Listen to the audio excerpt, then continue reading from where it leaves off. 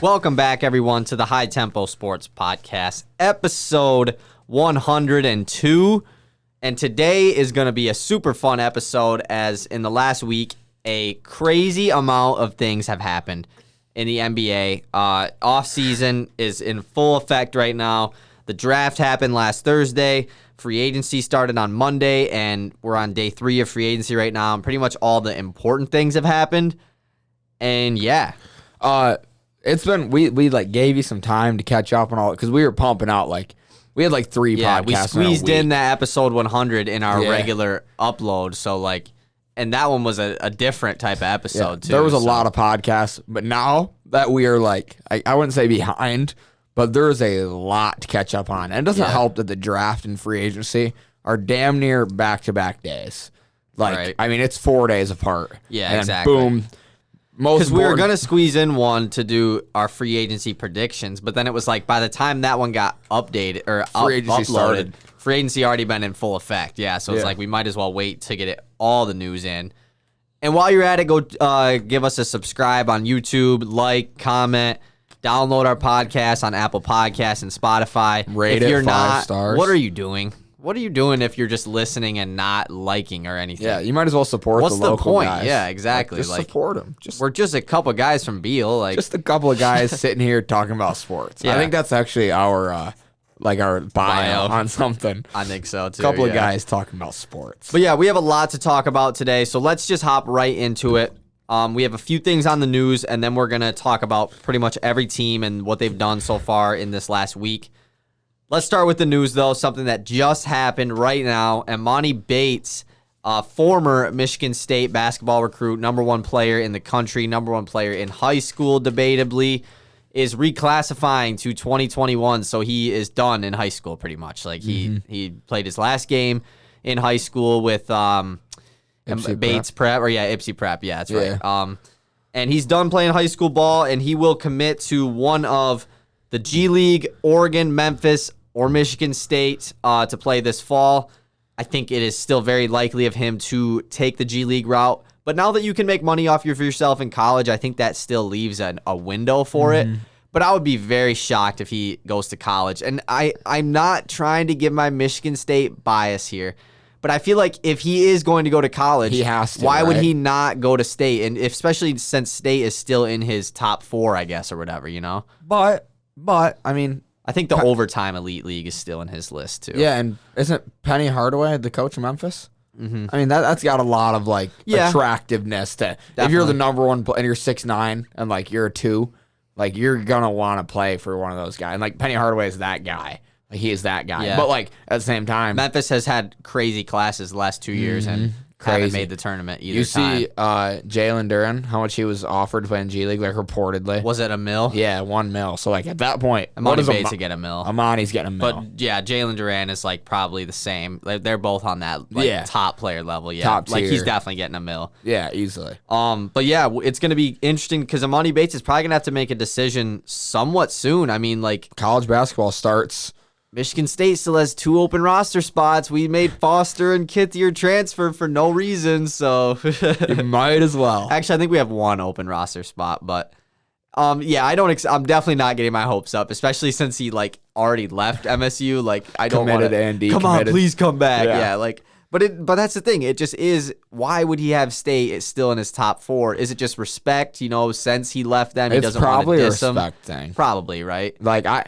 I would be shocked if he was you know what, actually made the wrong choice, going to State. And in that case, you would know it was because of the money too. Yeah. It's he left, but I don't know. I feel like G League, now that the players can make money off themselves in college, I feel like the G League is more enticed to give them a bigger bag almost, where it's all right, you can make money off yourself and here's $3 million, to play for us.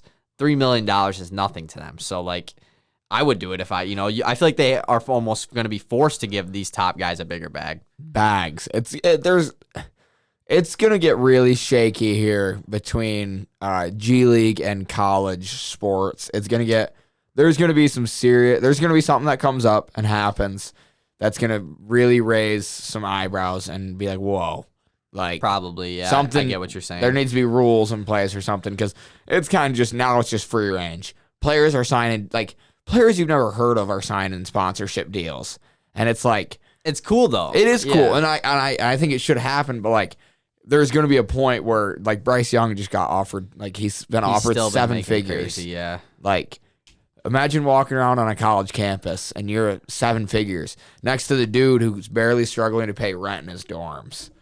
True, yeah, I get that. And like that's where it's weird to me. Like I completely agree. Like school is nothing to are they are they even doing their school? Why is Bryce Young going to school? Right. He's making 7 figures playing college football.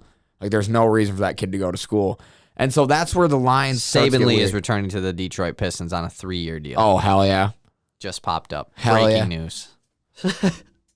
Oh, the sound bar is off. Great. We were just talking about that.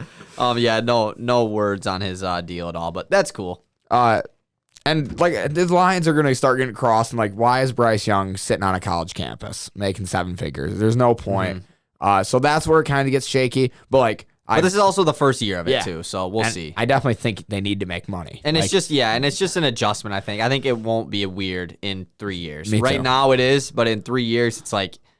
He's also, the reason he's like that is because he's nuts at his sport. He's going to go to the NFL. This kid that's struggling to pay rent might be nuts at finance and will end up making big money, Crazy at accounting. You know what I mean, though? Just something like that. But, the whole Imani Bates situation is going to be fun to see where he goes.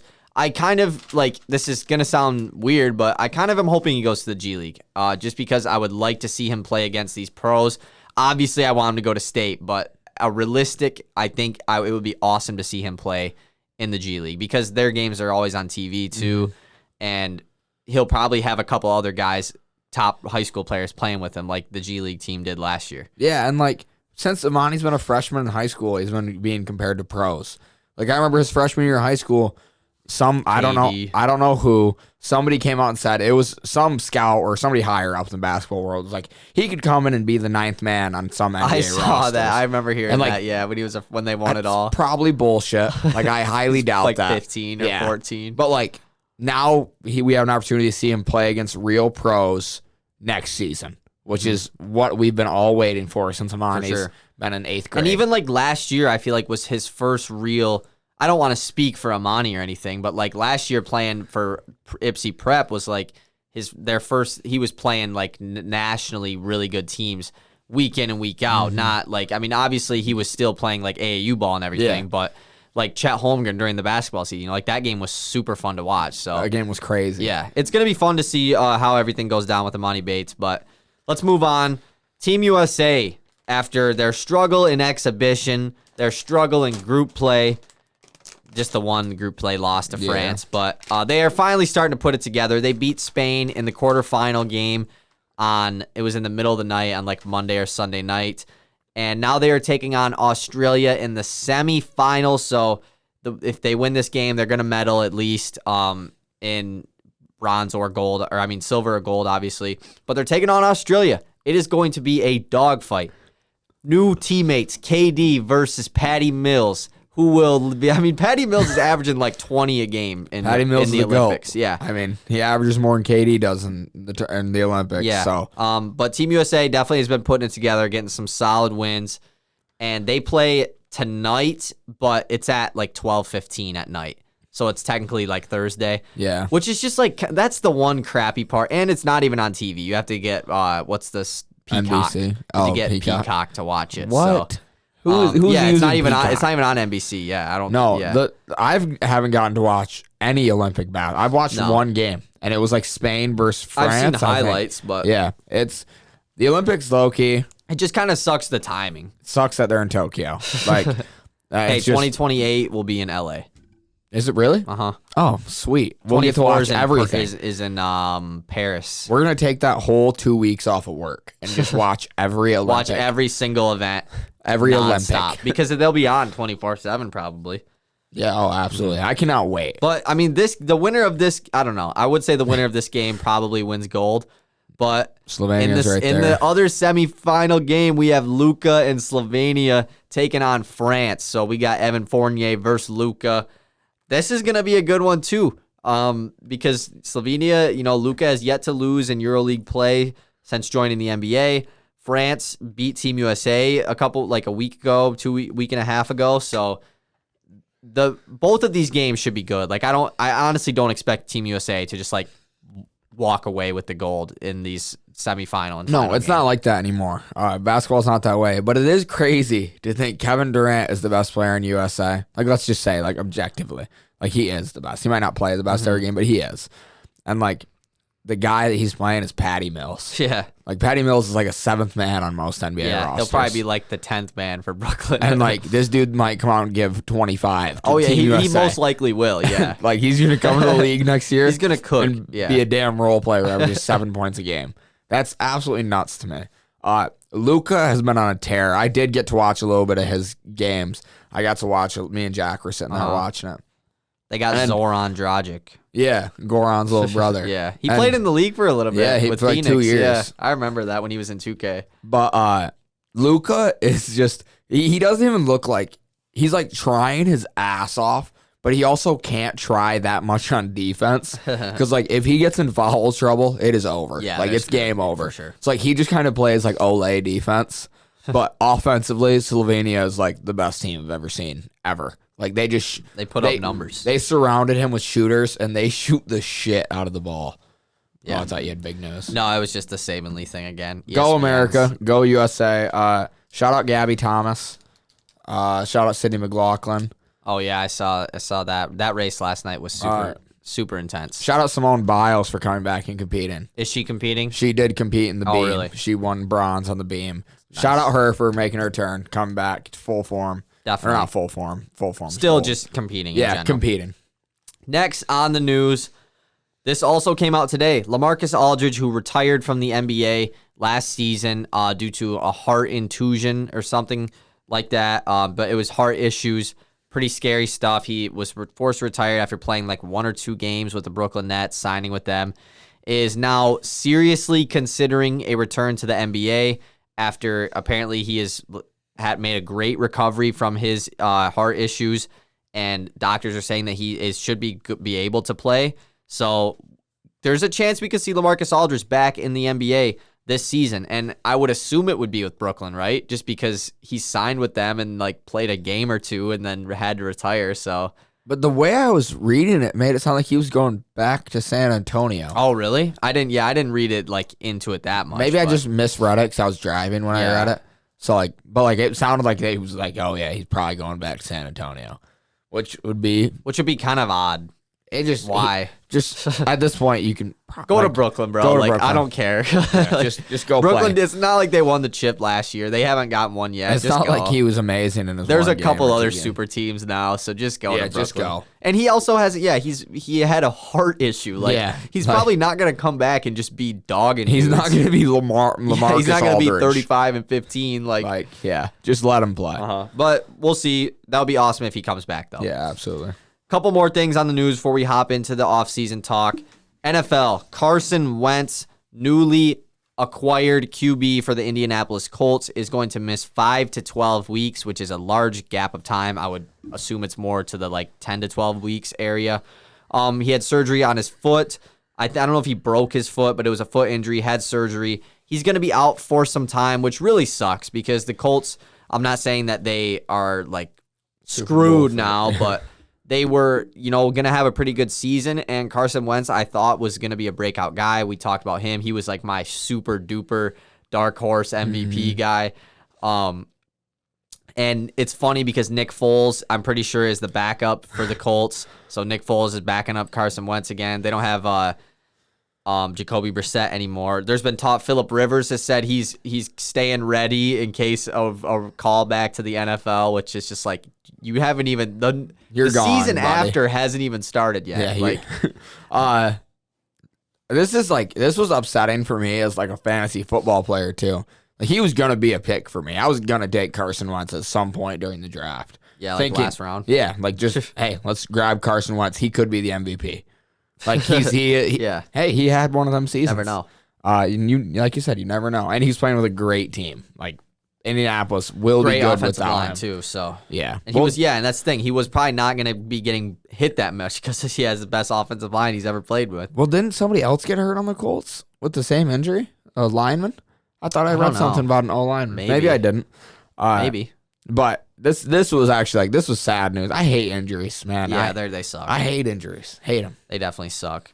Last thing on the news, some MLB news. Miguel Cabrera has hit number 498. Last night had an Oppo homer. He's now 2 away from 500. I hope it happens in the next week. It would be super cool. He's been hitting a lot of homers lately. The Tigers been winning. So that's awesome to see Cabrera get to 500 hopefully soon. As a non-baseball fan, what's an Oppo homer? Like he's a righty, so he hit one to right field. Oh, gotcha. Opposite. Yeah, that makes sense. Opposite, yeah, where you normally wouldn't. Mm-hmm. Got it. And then for the quick segment for the baseball fans, MLB trade deadline also happened like a week ago, and it was absolutely nuts. It was one of the craziest MLB trade deadlines we've seen in a while. The Chicago Cubs traded away literally every single one of their good players. Chris Bryant goes to the Giants, Javi Baez to the Mets, Anthony Rizzo goes to the Yankees, and there was Craig Kimbrell goes to the White Sox. If I was a Cubs fan, even though like they're moving to a rebuild, it would just be so sad because that core of guys was the team that won the World Series for the first time in over 100 years, and all of them get traded within the same like day or two of each other. Yeah, and they're just gone. It would be pretty depressing, and all three of those guys homered in their debuts with their other teams too, which is unreal. So imagine like being in that locker room, like as they're cleaning out their lockers. Like all of them. They have to be sad too, I would bet. You have to be. I mean, those are your buddies. You want a ring. Like imagine winning a ring with guys, and then boom, you're all over the country in one day. Yeah. Like all over the place. Not even close. Cleaning out your lockers together. See you next year, buddy. See you in free agency. Yeah, we'll play you soon. Yeah. Aren't they all on their last deal? I'm pretty sure, yeah. Yeah. I don't know. Actually, I don't know if Chris Bryant is, but I'm pretty sure all of them are. Yeah. And then the Dodgers, they made a ginormous trade, got Max Scherzer and Trea Turner for a bunch of prospects. The Dodgers are forming a super team. They're still pretty banged up, though, so they're not going to be a super team quite yet until they're healthy. But, yeah, they made a huge splash. So, and the Yankees got Joey Gallo. The Dodgers, you said the Dodgers are the one that made the huge trade? Yeah. They're the ones like the best pitching rotation in baseball right now. Probably, I'd assume, yeah. I saw that. I saw somebody tweet Kershaw, post about Buehler. I mean, Trevor Bauer is like dealing with all the allegation stuff right now, but now they have Scherzer, Urias, and David Price. I'm pretty sure is in their bullpen, but yeah, their rotation is crazy. It's insane how much you know about baseball again. Like you just picked right back up. It took you 1 year. That's pretty nuts. It's been fun, like, keeping up with baseball, honestly. Like, I'm not, like, definitely not, like, I'm still a casual fan, I would say, but I like just seeing what's going on. I'm mainly just keeping up with the Tigers, so that's, yeah. Yeah, I guess. I got to start. I got to. But I'm really struggling. Like, I've been trying my hardest. I just want to, like, watch the Tigers. Like, it's so hard because they're Bally Sports now, and they're not Fox Sports anymore, and I don't know how you can, like, get the channel to watch them. Like, I think you have to, and my parents don't have, like, TV or whatever, so I don't know. I'll have to figure out a way to watch the Tigers because I'll watch them, like, when I go up to B-Dubs or something, but, like, that's pretty much it. How often do we go out to B-Dubs? Yeah, exactly. Yeah, I'm just saying, like, go to a place that has a TV. Not often. Yeah. But let's get into this, man. Let's talk. We're 20 minutes in, so that was one of our faster news segments in a while. 20 minutes though. That's yeah, but we're still breaking records. Last 10 episodes, that's got to be number one. So the way we're gonna go about doing this is we're gonna talk about every single team because I feel like it would be so hard to go rotating from this signing to this signing. Then this guy got drafted here. So we're going through every single team. And the way we're doing it is we're doing it in the draft order, right? So, like, the way that the draft went.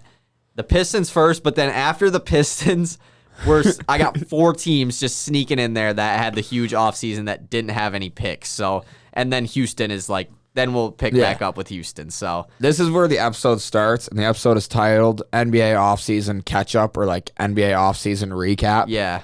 Boom, this is the start of that. 20 minutes, 20:50. And this will be 20:40. Another hour of offseason Probably, recap. yeah. So because a lot happened, and this first one, we're gonna be on for a while. So if you like the Pistons, you're in luck. So let's talk about it, man. Obviously, on Thursday, the first overall pick was made by the Detroit Pistons, first time since 1970. Cade Cunningham is officially a Piston. What a sigh of relief. I mean, we knew Cade Cunningham was a Piston since the draft lottery, but it finally happened, and my Sadiq Bey jersey came in on draft day, finally, and yeah, I mean, my just initial reaction wasn't nothing crazy, just because it was just like... We were all sitting there, we're like, let's go. Let's go, dude. It finally happened. I'll tell you what's been just as exciting is actually seeing him wearing the Pistons gear, working out. I saw that, and then he had his first photo shoot today in his Pistons jersey, and it's like, man, that's our guy now. Yeah. He's here.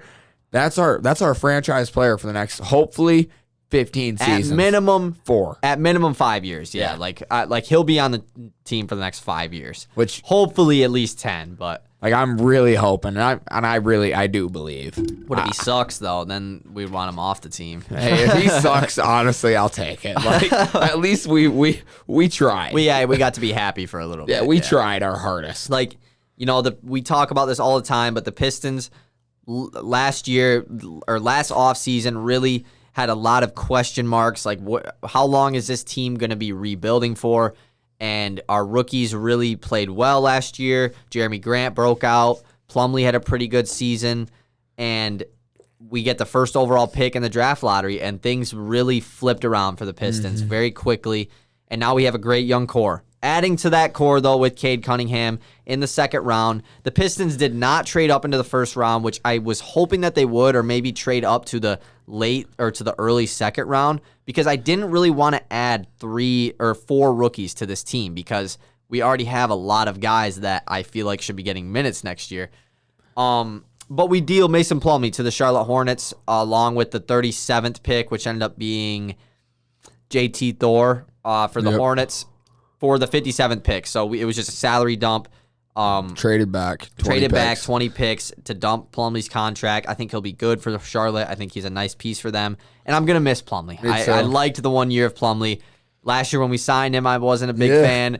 Oh, and honestly, I would love to go back and listen to our podcast of this episode last year, because I would love to hear what I had to say about Plumlee. Because I feel like I was so mad about the contract. It was more like, why did we not sign Christian Wood?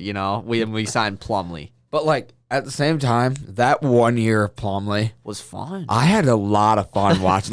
By the end of the year, anytime we watched a Pistons game, I was talking man, I could watch Plumlee play all day. Plumlee is fun to watch. He is really fun. They would run the offense through Plumlee. He'd catch it at the elbow. When Jeremy Grant would be on the bench, they literally would run the offense through Plumlee. Not saying he would get a lot of buckets, but he would run the offense He'd himself. have the ball. Yeah. It was pretty cool. That's why I think he'll be nice for Charlotte too. But yeah, we deal Plumlee away, and with our 3 second-round picks, we take Isaiah Livers at 42. I'm a huge fan of this pick, and obviously I'm not a Michigan fan. I'm a well-known State fan. Livers was definitely not a hated player of mine, though, in college. I never had an issue with Livers. He's from Michigan. Guys that are from Michigan, I struggle to dislike. And I've just always been a fan of Livers. Not a fan, but you know what I mean. Yeah. And this pick, I think, is a great pick. I think Livers, if he didn't get hurt, would have been a late first round, early second round pick. And he can really come in and impact for the Pistons right away, I think. And he's tough as nails. He is the Pistons. The dude is just tough. Motor City toughness. We needed shooting. We got it. Isaiah Livers is a great shooter. Had some streaky moments, but he was a college basketball player. His senior year, he really was a pretty knockdown shooter. And he would hit at least 1 or 2 threes every game. If he can play solid defense in the league, there's no reason he can't play for this Pistons team. I'm not saying for the long term, but at least for a couple of years, and then we either deal him away or he's not good enough. Maybe he could turn into a good 3-and-D role player for us. Yeah, absolutely. I'm not asking Livers to become a stud or anything, but as long as he shoots the ball like he did in college, and he can play pretty good defense, which I definitely think he's capable of, I'm excited to see what he can do for the Pistons. Next, second-round pick, Luka Garza at 52. When I first saw this, I was like, really? And then I kind of was like, really? I really was like, I guess it's, we're adding 3 second-round picks, so it's like, why not spend one on Luka Garza, right? Luka Garza apparently has shed 30 pounds since his last game this season with Iowa. He's now down to 245, where he's at 275, which is a great adjustment. He knows that he is slow. I mean, he admitted that. He said he knows that his weight is an issue and he needs to slim down to adjust to the NBA play style. And the thing about Garza is if he can be good offensively, I think he will at least have a chance to, or at least a couple year run in the league. Yeah, where he's got a shot. Because I think it's pretty obvious that he's not going to be anything on defense. Like, he is going to be a liability, I think, no matter what on defense. He'll be there, maybe if a guy is posting him up, he can do a decent job. But off the pick and roll is how much that goes, how many switches happen in the NBA nowadays. It's really going to be a challenge. But if he can be a pick and pop 3-point big, a guy who gets you buckets in the post, which I think he definitely can do at the NBA level, he could be a player for us. I'm not saying that he's going to be good. He can play. But the dude was the National Player of the Year almost 2 years in a row. I mean, I had to switch my feelings on Garza very quickly because I did not like Garza in college at all. I was a very big hater of his. And now he's on my team, and I kind of have to, not have to, but I have to, I guess I do have to try and like him. So we'll see what Garza can do. I saw this pick, and I went, because, I've been the guy that's been Garza won't translate. I've been that guy. Mm-hmm. So have I. I was thinking he can play. I was saying if he goes undrafted, that's kind of what expected. You know? I expected him to literally struggle to find an NBA roster. Boom, the Pistons are the team to pick him up. The guy with already MVP. Already has Isaiah Stewart, already have Jahlil Okafor. Now got Kelly Olynyk. We'll add that in, but we'll talk more about him later.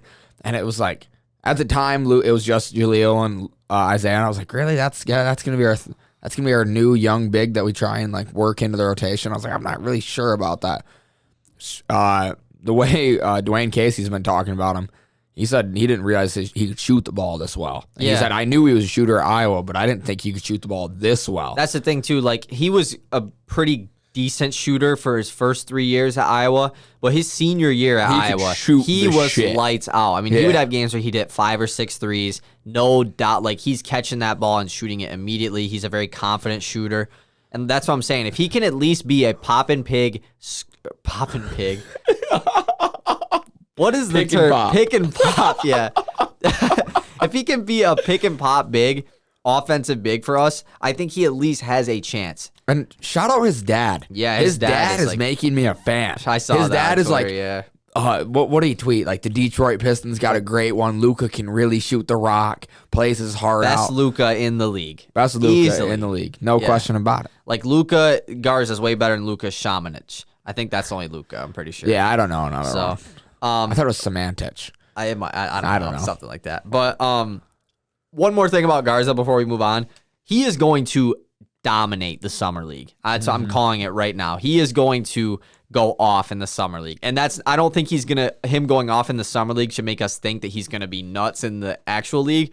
I just think that he is going to be pretty damn good. Not dominate, but it's funny that we're gonna watch the Summer League this year. The Pistons should win the Summer League. Not even the Summer best League young core. Our Summer League roster literally is our regular roster. Yeah, without Jeremy Grant and Beef Stew. I think Sadiq Bey is not playing it. He is playing. Oh, he is playing. Livers, Isaiah Stewart, and somebody else isn't playing in it. Someone else that should be playing, but.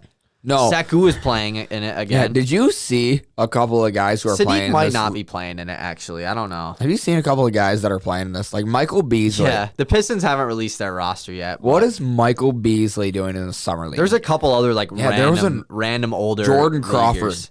Is he playing in it? Really, man? I forgot about him, dude.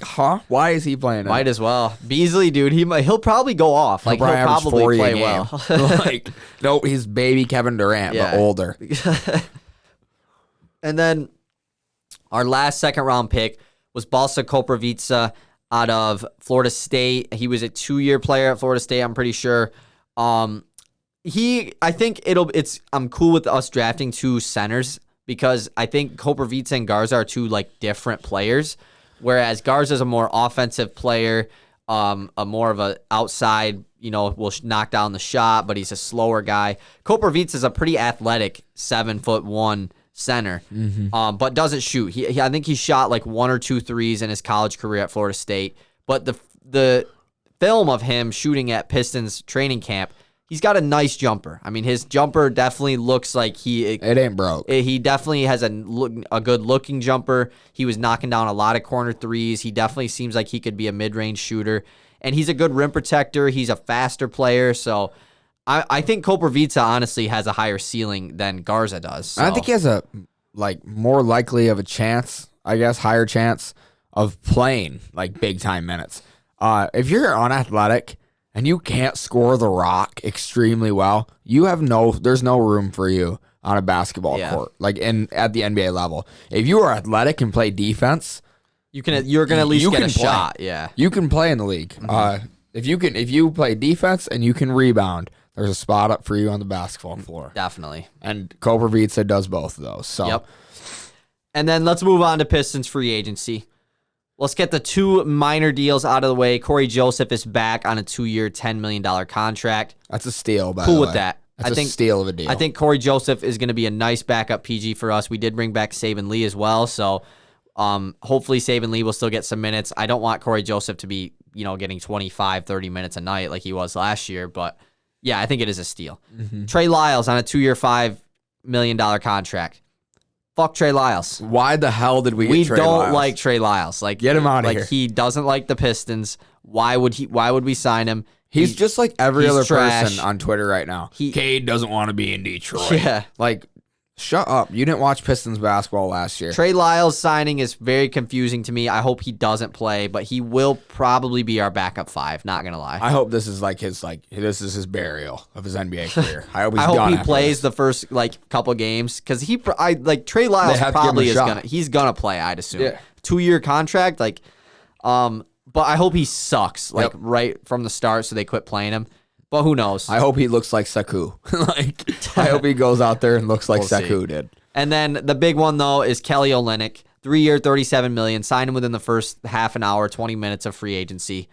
Me and Easton's initial reaction to this were not the best. Yeah. My initial reaction, I went I think I texted you Kelly Olynyk. I literally was just like, why Kelly Olynyk? I hate Kelly Olynyk. I've hated him. That's the thing. Kelly Olynyk is a pretty good player. Yeah. But it's hard to look past his malicious intent and the John Wall thing too, where he ducked under John Wall to make him take a very awkward fall.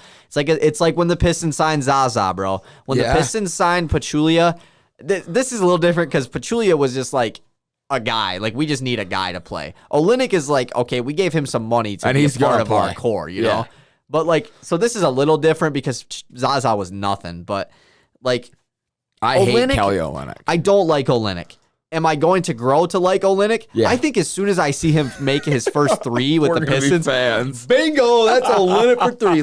I will definitely. It's like Plumlee, dude. That's what I'm saying. Last offseason, I really questioned all the moves Troy Weaver made. Even the draft picks. I didn't like the Isaiah Stewart pick. I don't think either of us did. Sadiq Bey was obviously cool with, but Plumlee and Jeremy Grant contract. I like Jeremy Grant as a player. Didn't like his contract. Now look what, a year later. It's genius contract. Plumlee's gone, and Jeremy Grant is on a very good contract, and one that we are probably going to get value for next year. Well, and then we all of a sudden, boom, a day later, it's oh, by the way, that 3rd year is a team option. Yeah. What? That needs to be in the initial tweet, Woj.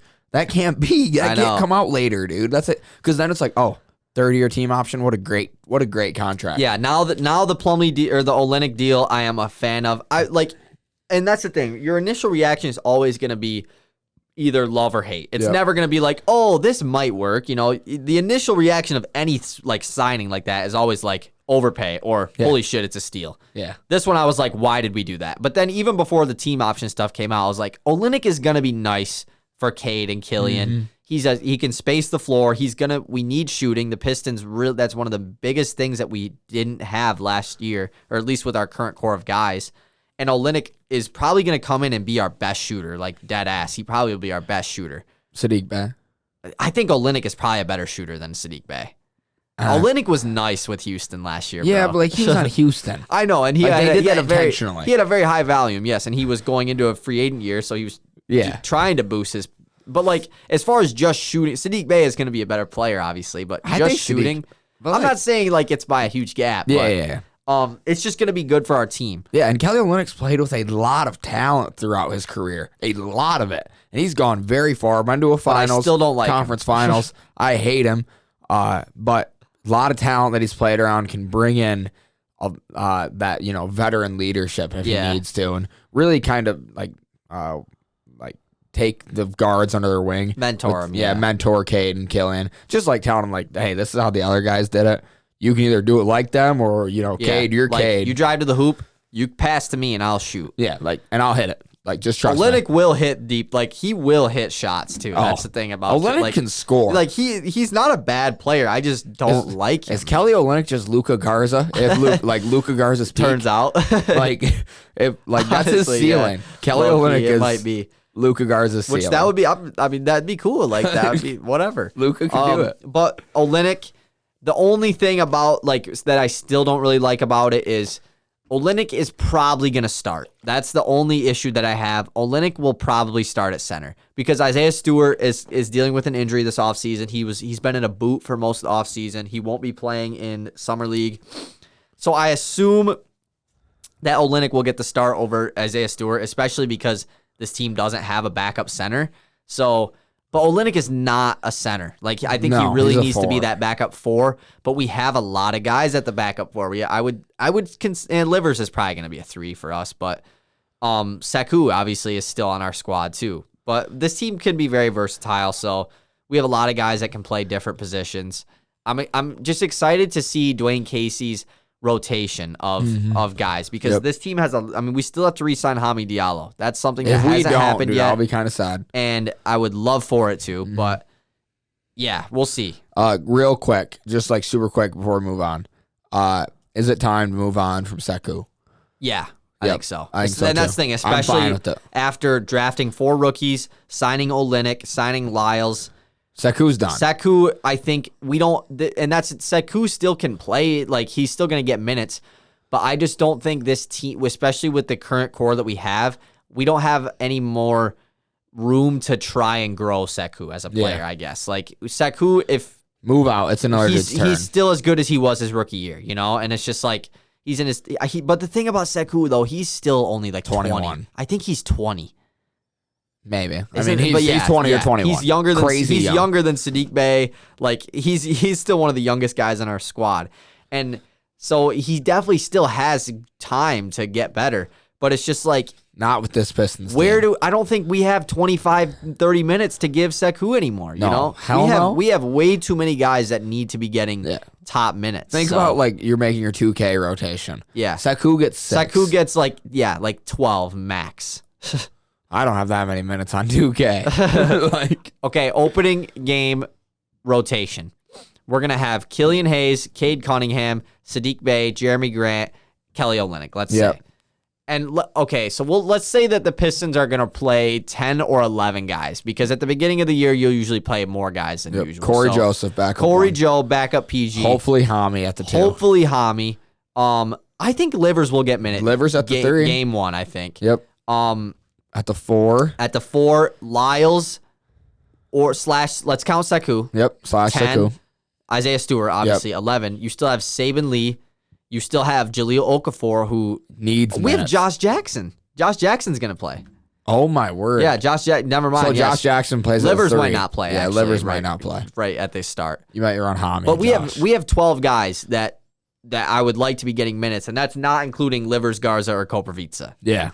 Who obviously I would like to see playing, but it's just kind of unrealistic. So it's one of those things where now that we're fans of the team, there are so many guys on this team that we like. It's starting to become an issue.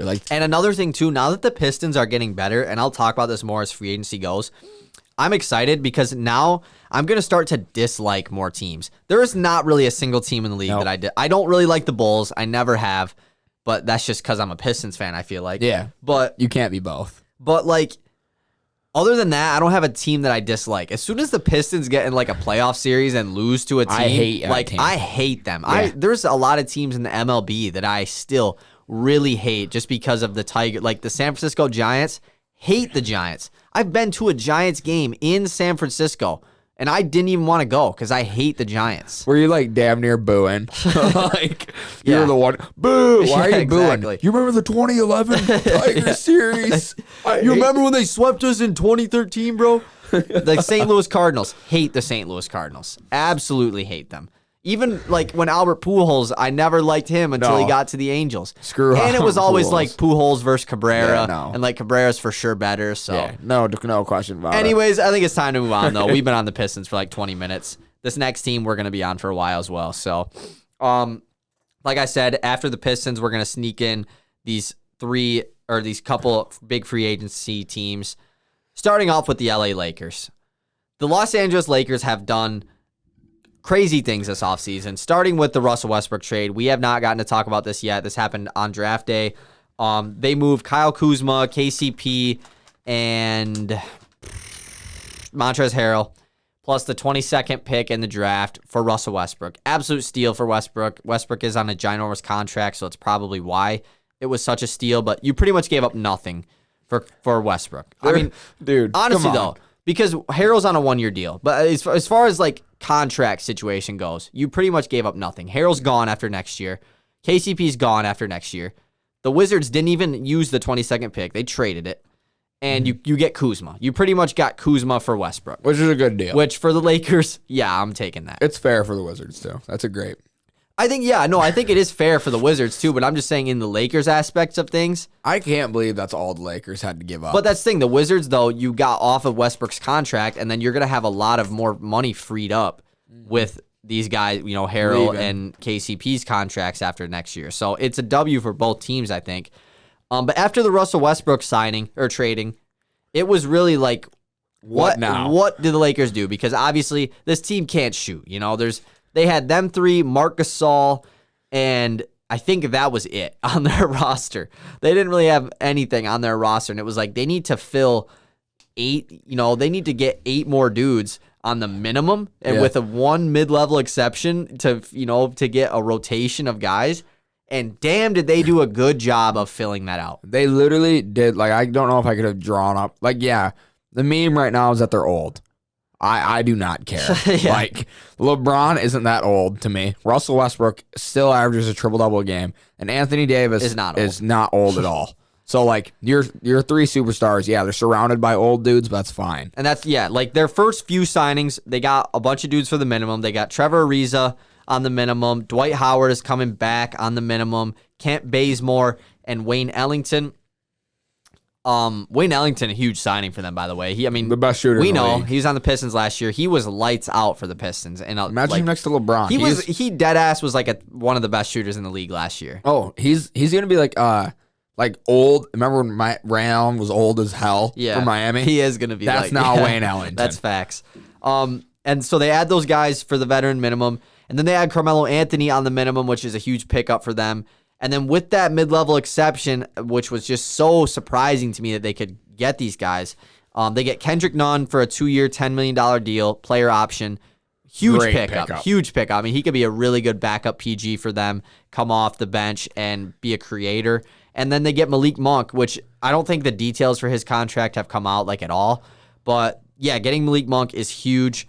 And then they bring back Talon Horton-Tucker with his rights for 3-year, $32 million. And like he one day will be the best player in the league. I've been told that since he's been 18. So yeah, exactly. At one point, he for the Lakers will be the best player in the league. The big one for me, Melo? Like that is huge.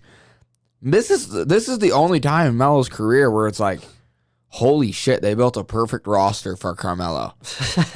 I don't think they're building this roster. No, I understand that. But, like, Melo's going to come in and do exactly what he does in the Olympics. Get buckets. Like, just torch people. Yeah, get buckets. Just for fun. The thing about this Lakers team is last year and the year before, the Lakers were a top 5 defense in the NBA.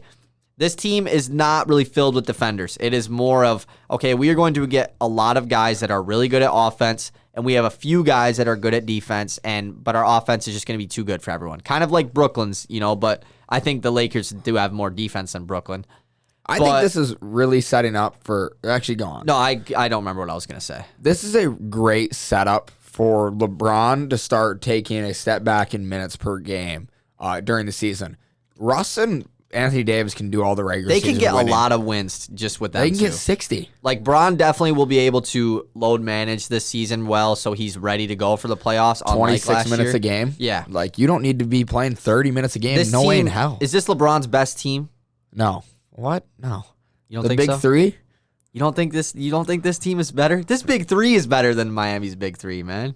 But this big three is for sure better. I think Dwayne Wade is so underrated. No, dude. he is. But, like, I guess, yeah. AD and Bron are 2 top 10. Westbrook's probably top 30. Yeah, it might be Bron's And their best supporting team. cast is pretty good. Like, they're... But is it better than Kyrie and Kevin? What do you mean? Oh, like their big three? Yeah. Like Brooklyn's? I mean, Kevin Love can't... No. Oh, I thought you meant Kyrie and Kevin Durant. No, Kyrie and Kevin Love. Kevin Love came in as the best power forward in the league. No, I know. I still think, but the rest of Cleveland's roster was pretty bad. So I think that this is honestly best team. I think this probably. is LeBron's best team. And I think last year was LeBron's best team, low key too. Like after the offseason happened when we were, maybe, but I think this is LeBron's best team. Honestly, I think we forget about how good the Heatles were. No, the Heat were really good, but the Heat's roster was pretty buns, dude. Yeah, it was the big three, mainly D Wade and LeBron. Bosh obviously was really good, but it was more of I feel like it was more of a duo than a big three. And then the rest of their roster was like Mario Chalmers sucked. If he wasn't on the Heat, he wouldn't have been in the league. Norris Cole wouldn't have been in the league. Ray Allen was 50 and was pretty bad, getting 30 minutes a night. Don't knock on Shane Battier. Don't even start. He was 38 years old. He was the GOAT. Yeah, but he was old. No, he was actually nice. He was. He was nice. Mike Miller was all right, but he Chris was Anderson. old. Like, these dudes were just filled with, kind of like this team, just a bunch of dudes on the minimum. Joel Anthony. That team was awful. Oh, my You're God, right. dude. Yeah, exactly. That team was Udonis Haslem. Holy shit. Udonis Haslem was a baller. But this is LeBron's best team, I think.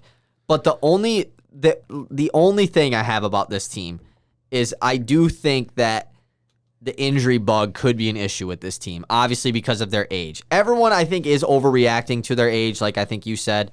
There's a little bit of an overreaction. They still have Anthony Davis, who's in the middle of his prime, so even just having him, I think, is good enough. But I think he's the true X factor for the Lakers this season. I think whether he plays at an MVP level really debates how the ceiling of this Lakers team is. Yeah, absolutely. This Lakers team can go out and win a lot of games during the regular season and coast during the regular season, which is something that hasn't happened in a while for the Lakers. Well, I guess not a while. Last year, they didn't have the ability to. So I'm really excited to see the playoffs come around this year with a Lakers team that is hopefully, for the most part, fully healthy. Not coming in banged up, not coming in, hey, is Anthony Davis even going to play? Holy moly, should Anthony Davis be playing? Yeah. AD, literally should be an MVP front runner, I feel like, over LeBron. Yeah. There's no reason why AD, they're going to have one of the best records in the league. Yep. AD should be an MVP candidate this year. I think that needs to be a goal of his because it's up to him, the ceiling of this team. Whether this team can really go out and win 65 games, this team can be the 1 seed, this team can win it all. I think he is the true factor. I hope Bron is in his ear saying that. Like, AD, it's Bron needs to let AD dude. know, this is your squad, dude. This is your squad. For real. Starting 5 for this team. I'll say mine, and then you can change it if you think yours is different. Yeah. I think it's going to be Brody. I think Wayne Ellington starts at the 2. LeBron, Melo, AD. I think they go AD at the 5. Okay, I'm trying to think of who else would start over Wayne Ellington. Because you have THT, Malik Monk. That's pretty much it. I think Malik Kendrick Monk. Nunn, maybe, but I could see Malik Monk. I don't know. I feel like Malik Monk and THT are so similar, and THT has been there, so I feel like. But Wayne Ellington, I think they just need a guy who shoots. All he does is shoot. You just need with Melo that starting lineup. Yeah, you're right. You need Melo and Wayne Ellington in that. Malik Monk can come in, and him and Kendrick Nunn actually make up a pretty sweet backcourt off the bench. That's a pretty I think so too, yeah. creative backcourt between the both of them. And fun, exciting. Yeah. Who is this team's backup bigs this season? Dwight Howard, Marcus Saul. Get Marcus Saul out of the NBA.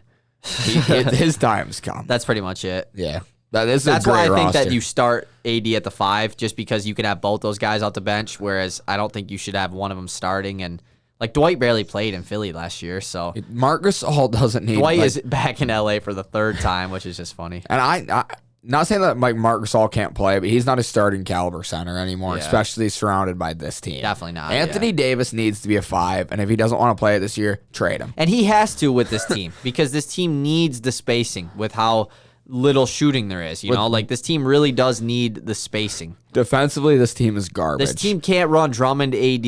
I mean, obviously Drummond's not there, but you know what I mean? Like, I think that's why it didn't work. There was just too much clogness. They just swapped backup big men. Yeah, I know. The 76ers and Lakers. Pretty funny. That's funny. So let's move on because we're 2 teams in and it's 50 minutes in. So Team 3, the Miami Heat.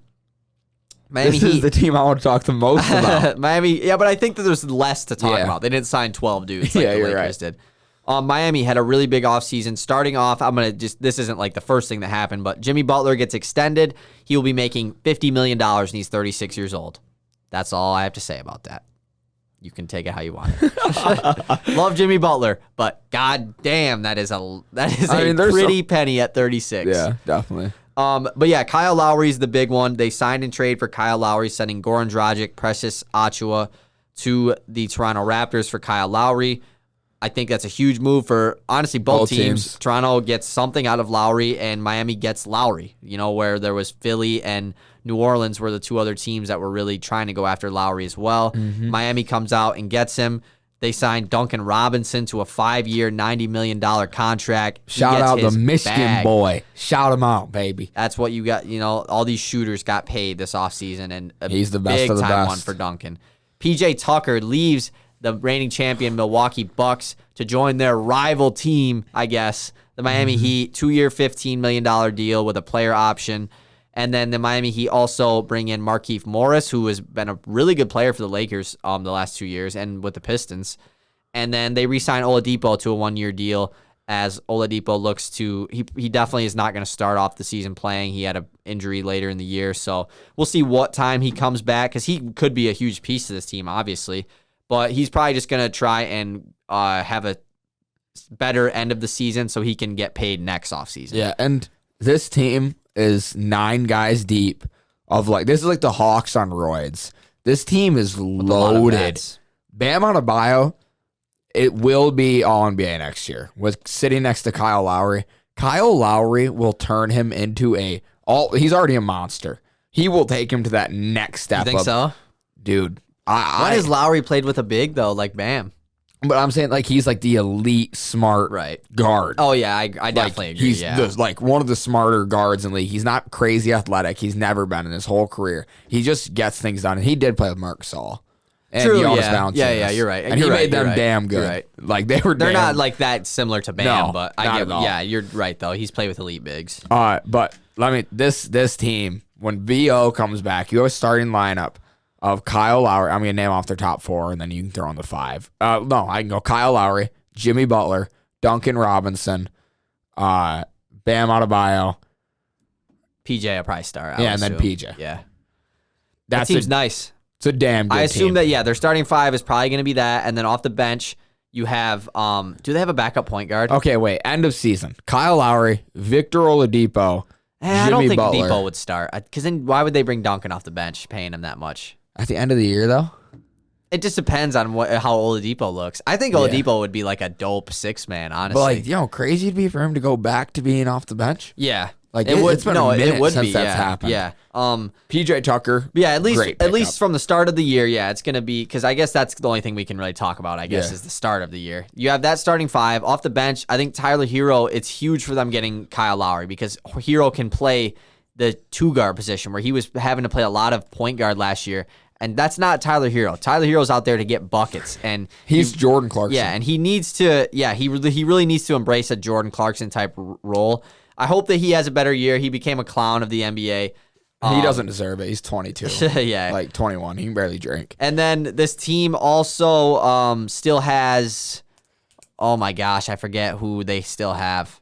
There was somebody I had to say, but I don't remember. Is Udon still on the team? I think he retired. I'm pretty sure he retired. No, there is a guy that we're forgetting about. He's pretty important. I don't know. Me either. But this team is loaded. This Heat team is nice. It's loaded. Definitely finals contender. No doubt about it in my mind. And they're probably top 4 East. The East is loaded, by the way. East is crazy. The East LeBron is loaded. leaves and everybody goes to the East. Exactly. That's the way it works. But yeah, the Miami Heat are looking nice. I'm excited to see what they got to do. One thing I had to say about the Lakers, I forgot to say. Malik Monk is going to be the next Kuzma. Whereas Kuzma was just the young player that played for the Lakers that just got clowned every time he played back.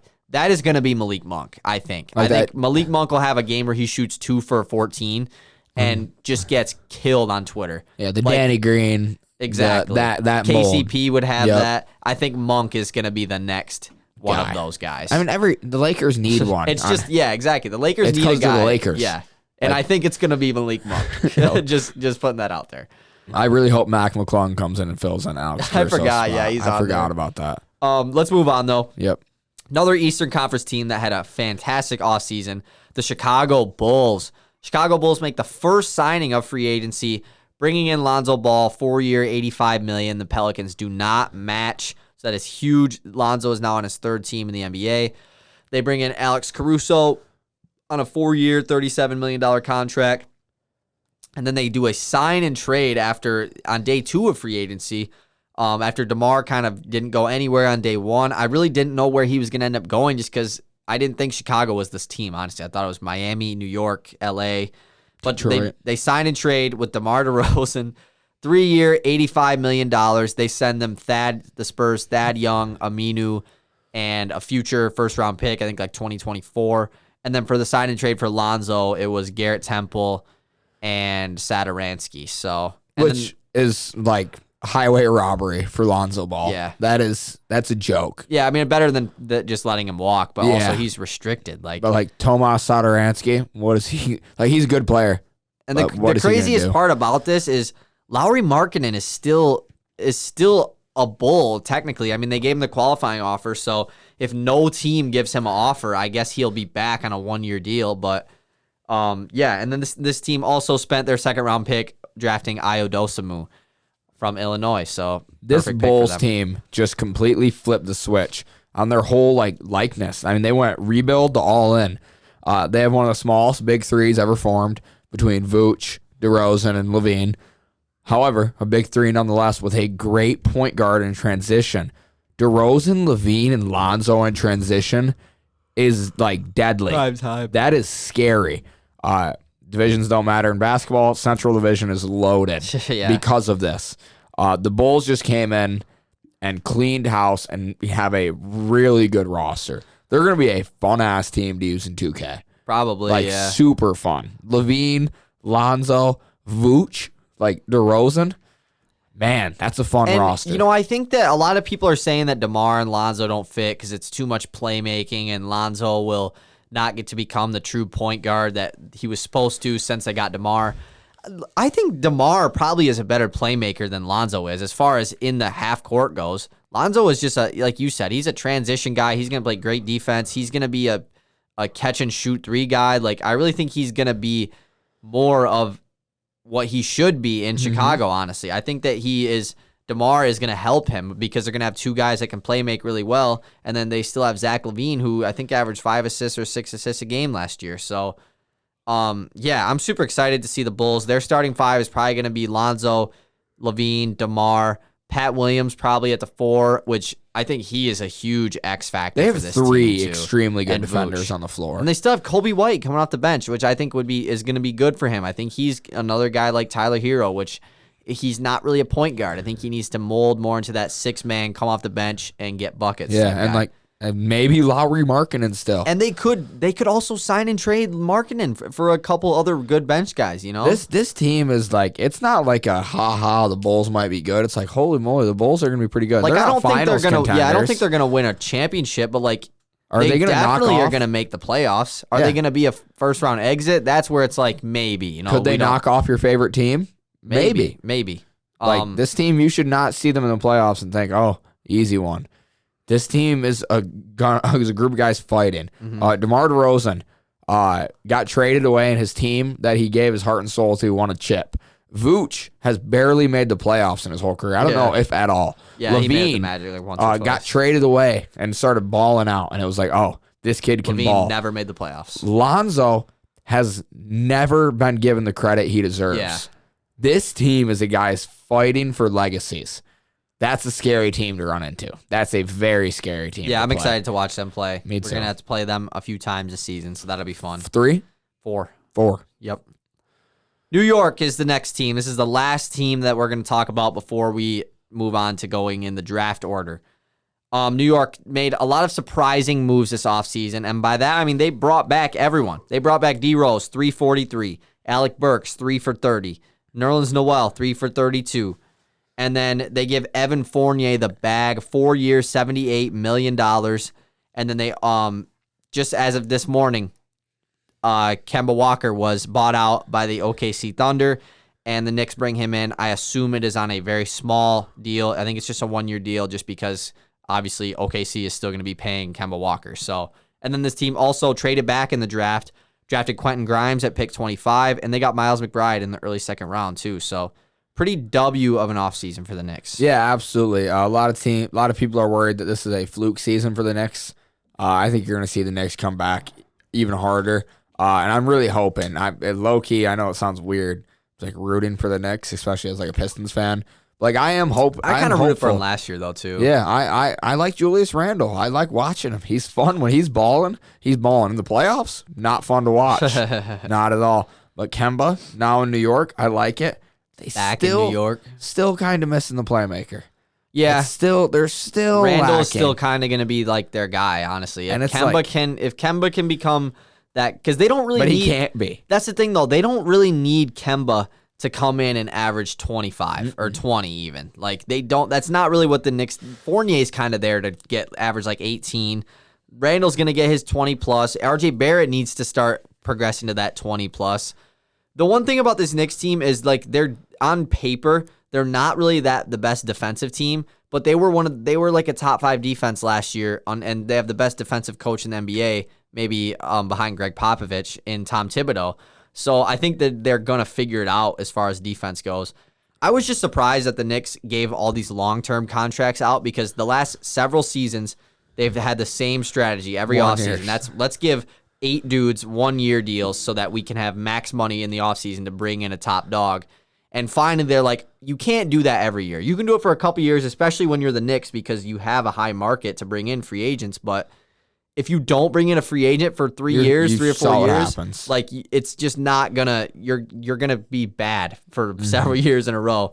And they finally committed to. They had one good year of being good, I guess, making the playoffs. And so they committed to signing these guys long-term, most of the guys that were on this team, and they add a lot of good pieces to it. So I think that the Knicks had a pretty good offseason. Last time we asked, this is my last final thought, last time we asked Kemba Walker to become more of a playmaker, he was dealt away because he couldn't do it. Like he didn't have it in him in Boston. Hey, you don't need to score. You have Jaylen Brown and Jason Tatum. And he never figured it out and wasn't very good. So I am a little nervous about Kemba Walker in New York. But I don't think it's like a negative for them adding Kemba Walker. No, absolutely. I definitely think it. Yeah, Hell no. He's still a good player. Yeah, he just absolutely. He's not the Kemba that we used to know. And the Kemba that we need at this point in his career. That playmaker. That needs to change his role. Yeah. Let's move on, though, to the draft order. I think this is where it will start to go a little quicker because there's a lot less moves for each team. Starting off with a team that probably won the draft, honestly. The Houston Rockets had the second pick in the draft, selected Jalen Green. Not much to say about that. I mean, it was pretty obvious that it was going to happen. Jalen Green, probably going to be a stud. And then this team also trades up to pick 16 to draft Alperen Sengun from overseas. He kind of fell to 16. They gave up our pick, or the rights to the Pistons pick next year, which is lottery protected, to OKC. And then they gave up the pick they got in the John Wall trade, the Washington pick. So OKC got 2 more picks for 16. But I mean, whatever. Like if you're Houston, they're not your own picks. So who cares for giving them up? They get Sengun at 16. And then they get the other foreign big at 23, Usman Garuba out of Spain. And then at pick 24, they add Josh Christopher. So they had 4 first-round picks.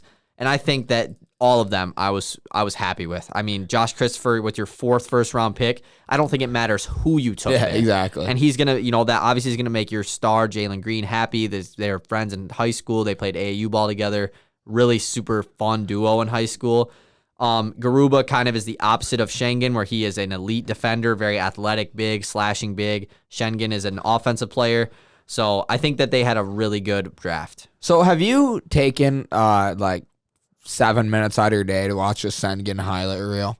I haven't watched Schengen highlight reel, but I watched Garuba highlight reel. See, I haven't seen a Garuba highlight reel. And that's what I knew you were going to say, because I remember you said you didn't know anything about Garuba, and that dude is a physical beast. Dude. Did you see, have you seen a picture of him? Yeah, he's huge. He is, does not look like he's 6'8". No. Schengen might become the most hated player in the NBA. Why? Is he dirty or No, he is dunk on you in your face. I love Schengen. Is he going to be able to do that in the league, though? I think so. He was taking the ball, he would get a rebound, go coast to coast, and dunk it. And it wasn't like he was running super fast, but he was, being very, thoughtful in everything he did. Each dribble was he was thinking. And he looked pretty scary. He caught a lot of lobs. An insane amount of lobs for when I watched him and looked at him when he got drafted. I was like, yeah, that dude probably sits on the elbow, catches the ball, jab, pull up, pass. Yeah. No, he is I think he's going to be really good. He definitely is. His offense is not in question at all. Everyone's saying he's one of the best offensive players in this draft. It's just his defense is the question. So I don't get why, because his foot speed looks really good. But if he doesn't want it, he doesn't want it. We'll see. Houston, though, definitely had a really good draft. They also signed and traded for Daniel Tice. So, yeah. I don't know why that's a big deal. Yeah, it was just for Chicago to free up money to get DeRozan. But, people made a huge deal out of that. Tice, because Tice, I feel like it's just a guy that, a good team would want. And now he's on Houston, so maybe I guess. I don't know. Next, third pick in the draft, the Cleveland Cavaliers selected Evan Mobley. No surprise there. The only surprise is, though, they did bring back Jarrett Allen on a 5-year, $100 million contract, a very big-time deal.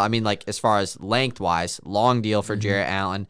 So they are committing to this front court of Evan Mobley and Jarrett Allen, which I think we've both talked about. We think it works. We just have not seen a Colin Sexton trade this offseason when I don't think it's going to come. We haven't heard anything about it. I think you might as well keep Sexton because you have these two bigs now to go forward with. I think that the Cavs have a pretty nice young core going forward. The reason we were talking moving Sexton is because we assumed that Houston was taking Mobley too. And then boom, we want Jalen Green. Switch, so. Mobley and Jarrett Allen, give it 3 years, 4 years, they will be a top 5 front court in the league. Could be next season.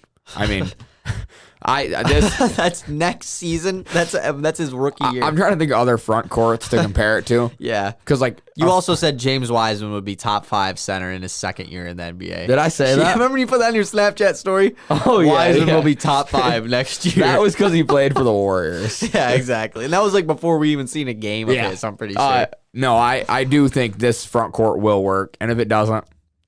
I will be sad. I think it's going to be extremely good. Mobley is a super versatile big. And 5 years Allen is a very good rim protecting center. And Mobley kind of is the same thing. Yeah, so, this front court's scary. Mobley could be really nuts. I think having Allen is going to make him so much better too. Play him at the 4 and let him go. Just let him off his leash and let him hoop. Let Kevin Love leave Cleveland too, by the way. Yeah, please, free Kevin Love. Or just not, it's not even free Kevin Love. It's just get rid of Kevin Love. Get him out. I don't think Kevin Love deserves to be freed. What? He's just shit on the Cavs ever since LeBron left. He has just kind of complained about being on the Cavs. It's dude, he has you moaned. Signed that extension after LeBron left. So he's pissed and moaned. Exactly. It's just I don't know. Bitched. Yeah, I get what you're saying. And most dudes get a buyout, and he's just not. Yeah, so it's they refuse. Yeah. They're torturing him. They probably won't even play him, honestly. They're look at you. Torturing him. Watch you rot the bench on this horrible team. The Cavs, though, what's their ceiling next year? Could they be a playoff team? Or I think they have to try to contend. But they're at least playing tournament. The East is so loaded. I think the top 8 in the East is already set in stone. And these the other Cavs teams, make it? No, I think they're playing tournament. As far as no injuries, obviously everything can change. But you have Milwaukee, Brooklyn, Philly, Chicago, Miami, Boston, Atlanta, New York. Holy shit! There are 8 teams that are all probably going to be good. So it's where does any of that's why I'm I thought the Pistons might have a chance. No, they should probably suck again next year, which I'm cool with. Get us Chet Holmgren. But they could be Amani. They could be the 11th. Yeah, Amani's next year now too. Yeah, Holy he boy. officially is. Oh, next wait, we don't year. have our pick. It's lottery protected. You're right. We're gonna be in the lottery. Yeah. Let's move on. Toronto Raptors make the first surprising pick of the draft. They select Scotty Barnes with the 4th pick over Jalen Suggs. Like I said, was a very surprising move. And then in free agency, they acquired Goran Dragic and Precious Achiuwa for Kyle Lowry. It is reported that Dragic won't be on the Raptors. I think they're trying to move him somewhere else. And they bring back Gary Trent on a big-time deal, 3-year, $54 million to stay in Toronto. A lot of people are saying that was an overpay for Trent, but it's not. What else were you going to do? It's not. And then Sam Dekker is back in the NBA as he signs with the Raptors. Oh, yeah. I hate Sam Dekker. I don't. I like Sam Dekker.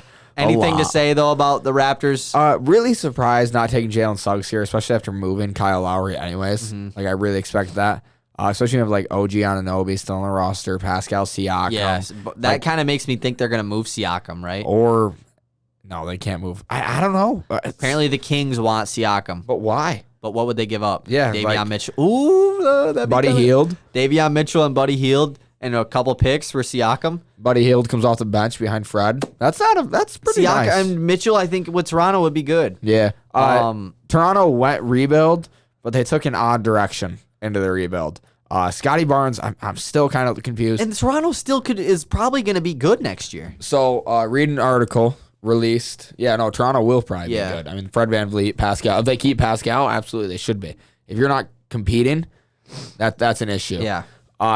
Read an article, or it was on Reddit by one of the guys, a reporter who sits in on the Raptors, draft combines. Oh. He said Jalen Suggs was awful. He said Jalen Suggs came in, they cut his workout short. Like, Jalen Suggs was like, hey, can I just come back tomorrow and work out? Because he was shooting the ball so awfully and like was getting like super frustrated. And they're like, yeah, you can come back tomorrow. And he said this second day was better, but it wasn't like great. And Scotty Barnes came in and shot the shit out of the ball, apparently. And that's his one question mark. So if he comes into your training camp and shoots the rock like that, you're taking it. Yeah. So, and I understand if Jalen Suggs had to come back for a second workout because his first one was so bad. Like, yeah, I can that understand. That is surprising. Yeah, that definitely is surprising. But we'll see. Toronto said a couple days ago, like the first day of free agency, they were trying to acquire Damian Lillard, which would just make no sense for them because like everything you would trade for Lillard would be like your whole team. So it's just like that. Don't do that. You don't have the extra assets. And Lillard would just like be on Toronto, and they would be like the 8th seed, and they'd just be like Portland. So let's move on to the next team. The Orlando Magic had 2 top 10 picks. They had Jalen Suggs fall into their lap at pick 5, and then at pick 8.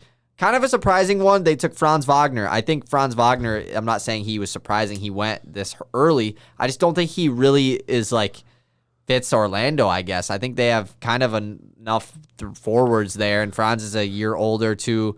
And then the only free agency signing the Magic have made is Robin Lopez. Which is great. Which they already have like 18 centers. I'm in a little bit of a different route. I like Franz with the Magic a lot. I just was kind of surprised because I just feel like he's a very similar to Jonathan Isaac, and which I think works. Yeah. Except he can shoot.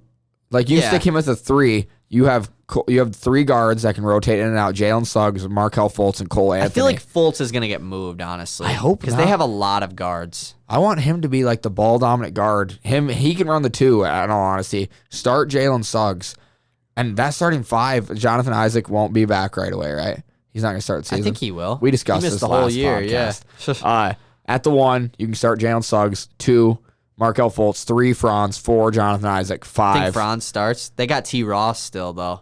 If T. Ross is there, he will start. Yeah, he has to. But like Franz will probably get more. He'll get probably. And then center you Bamba and Wendell Carter still. So Wendell Carter probably starts probably. But like that's I like that roster. It's not great. They have a good young core, and they're definitely they're in a more elongated rebuild. Yeah, they're not anytime soon. They're ready to throw in all their chips. Orlando will probably be one of the worst teams in the year. We should give a floor and ceiling of each team as we talk about them. Okay. Orlando's floor is definitely worst team in the league. Their ceiling is like 10 seed. Like 13, 12 seed. Yeah. 12 seed. Yeah.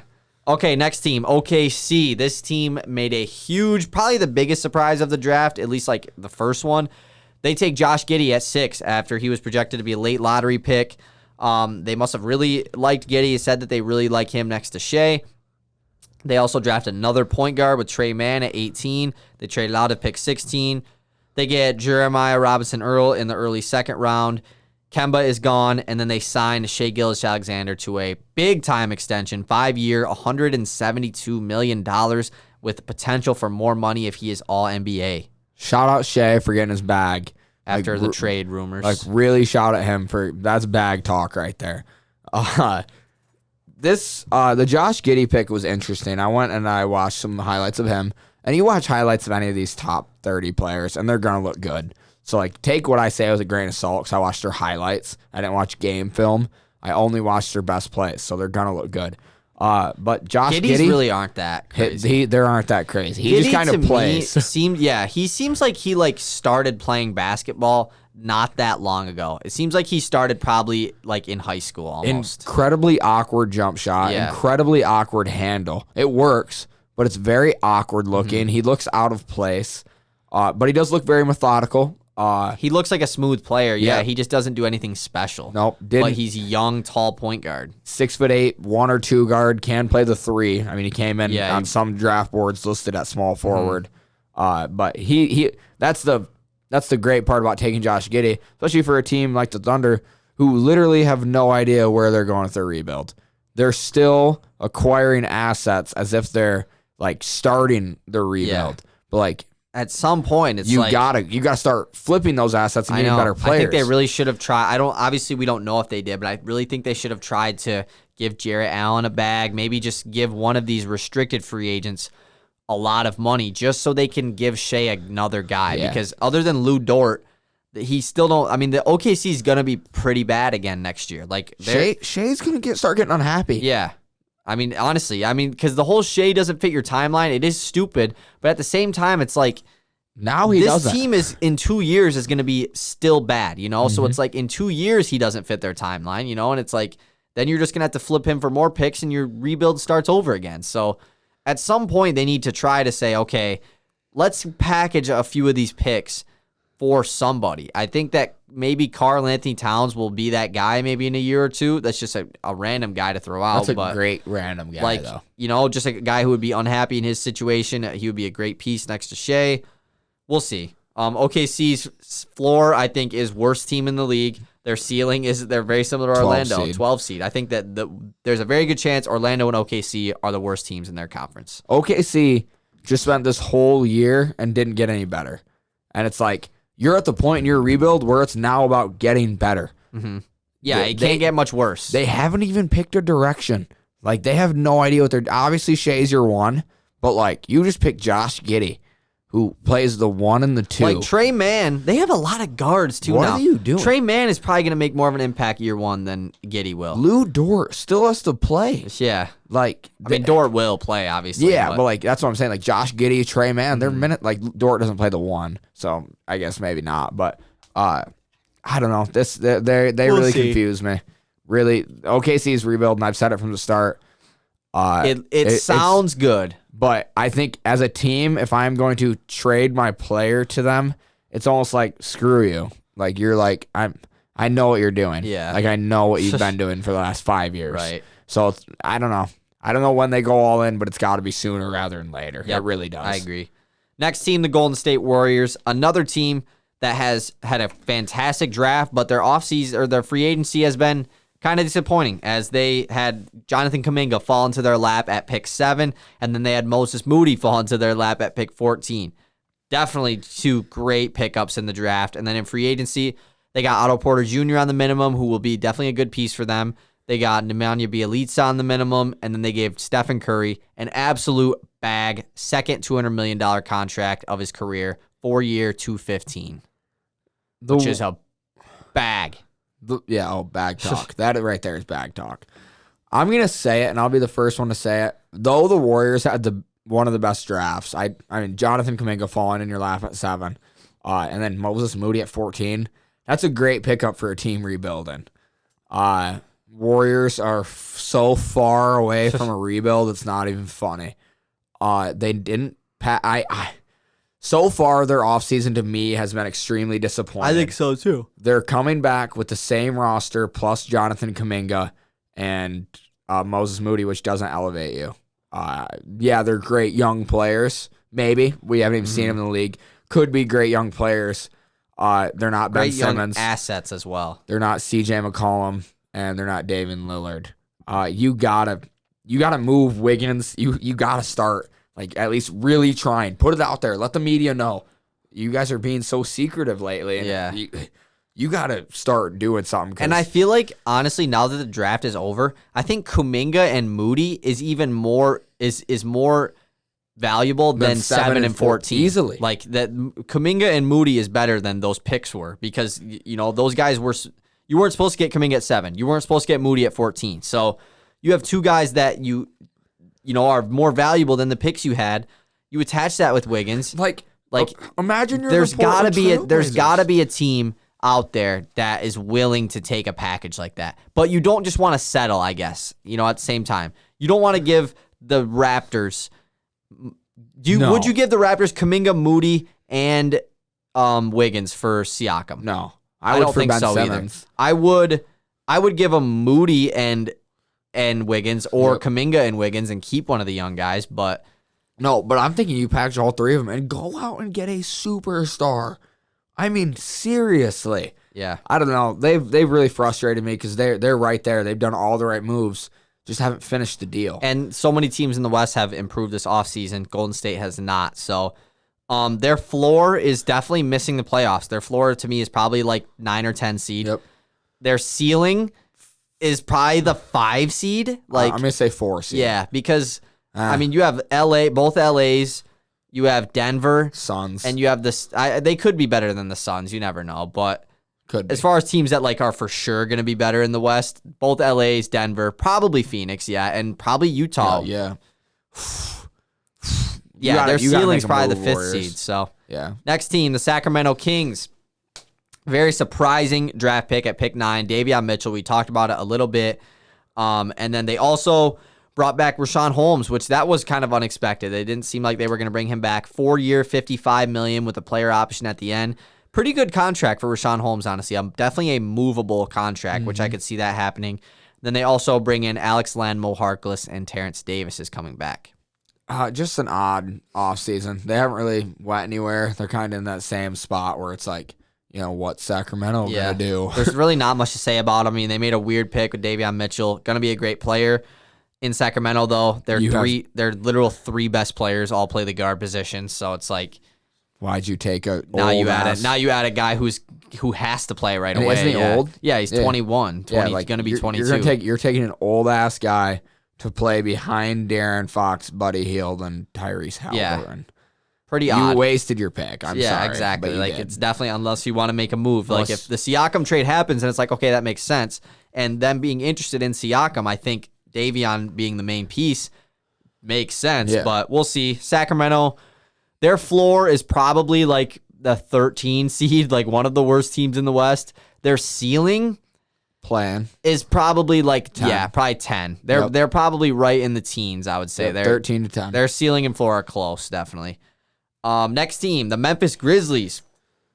They have not signed a single person in free agency yet. They are one of 2 teams that have literally not made a single move. But in the draft, obviously they made the move with Jonas Valanciunas and everything. They got the 10th overall pick, and they took a guy that was not expected to go at 10, Zaire Williams, at 10. And then they also had another guy that wasn't expected to go in the first round, Santi Aldama, at pick 30. He wasn't even on our boards when we were making I didn't even when I saw him get drafted, I was I've legitimately never heard of this guy. And I knew most of the guys that got, even all the second round guys, I would know most of them, but didn't know that guy. But Memphis, the last few years, have been probably the best team in the NBA at drafting, whether it's early or late. So I don't want to say that they reached or these guys are going to suck. But I'm going to say it. I think they probably reached on Zaire. Yeah, you could have probably got him at 17. Yeah, and Al Dante. Yeah, they got Desmond Bane at 30 last year. So, but Zaire Williams definitely has potential to be a great player in Memphis. I think he joins a nice young core, which I think that's what's best for Zaire, going to a team that has a group of young guys that are already pretty talented. So he's going into a good situation. Yeah. But Memphis hasn't done anything this offseason. So they're a team that made the playoffs last year. And I don't think it hurts them to not improve, I guess. They can wait a couple more years. Ja got that 1 year of playoff experience. They don't have to go back this year, but Jaren Jackson also is going to be healthy. They're going to probably look to play him at the 5 more this year. So we'll see. Their floor and ceiling. Yeah, I'll let you go first on this one because this one's kind of tough. Bless you. Thank you. I'm going to say their ceiling is probably like the 8 seed. And their floor, I'm going to say, is like the 11 seed. Like, they're going to sit right in that all year. It's going to be like they're in the hunt, is what I'm saying. Yeah, I They'll agree. Be in the hunt all their year. ceiling is probably like 7, and their floor is probably like 11. Yeah, I agree. That's probably right where I would have them too. Next team, the Charlotte Hornets, had a very, very good draft. I think they're having a pretty good offseason as well. Yeah. They started off the draft by trading for Mason Plumlee. We talked about that a little bit. I think it's a good pickup for them. Then at pick 11, James Bouknight falls to 11. What a perfect piece to add next to LaMelo Ball. Make Terry Rozier be a 6-man and or James Bouknight be the 6th man. And then they trade up to get the 19th pick from the New York Knicks, trading a couple of their seconds for Kai Jones. Kai Jones is going to be a great backup. I mean, their bigs that's been like the one thing about the Hornets the last several years. And they just fixed They've it. had Cody Zeller. And that's it. You know, they've had and Biyombo. Yep. And now they have Plumlee and Kai Jones, which I think it's going to be nice. I think Plumlee can start for them for a year. Kai Jones can come off the bench, hopefully get better. I think Kai Jones has potential to be really good, especially in the situation he's going to. And then they trade or they do a sign and trade with Devontae Graham, and they get the Pelicans' first-round pick next year, lottery protected for him. So I think they kind of had to move Vontae after drafting Bouknight too. And the Pelicans are probably going to be in the lottery, so they're probably going to get that pick in 2 years. Exactly. Or if the Pelicans make the playoffs, like they get a teens pick. So this is a well-built team. I didn't realize how many threes Kai Jones shot at Texas. Like that dude has the floor. Yeah, exactly.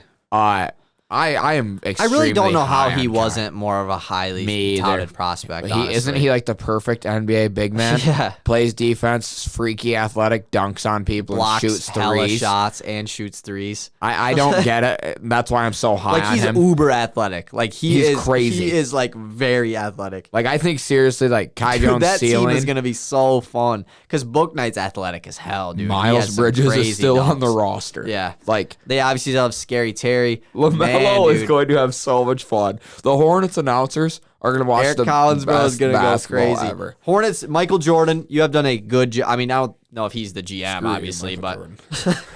whoever is the GM has done a good job with the Hornets this offseason. But are they a playoff team? Probably not. Their ceiling is probably the 8 seed, I think. Their ceiling is getting in the playoffs at the 8.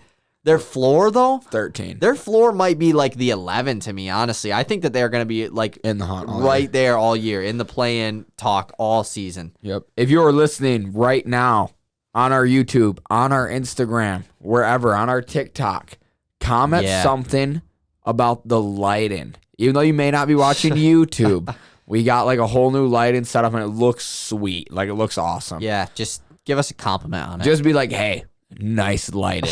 Because it'll be an inside joke that only And we I'll know. say thank you. Yeah. Thanks for the comment. That would be awesome, yeah, if you're listening, because we still have a lot of teams. This will probably be closer to 2 hours, one of our longer yeah, podcasts. absolutely. So, I mean, these teams, we're going kind of quicker through these other teams. Yeah. So, next, though, San Antonio Spurs. They have a very kind of odd offseason going so far, as they took Josh Primo at pick 12. Pretty surprising pick, youngest player in the draft, a lights-out shooter. But like we said, he is really, really young, and they definitely reached at 12 for him. I mean, they could have got him at 20-something, but they didn't want to trade down. That must be their guy. They also got Joe Wieskamp in the second round, just a Spurs player for sure. I hate that guy. Another white guy they add to the team with Doug McDermott and Zach Collins in free agency. They give Doug McDermott $3 years, $42 million. Zach Collins 3 years, $22 million, who hasn't played in the NBA in a couple years due to injury. And Bryn Forbes is coming back to San Antonio, which I thought Forbes would get more of a bag from another team.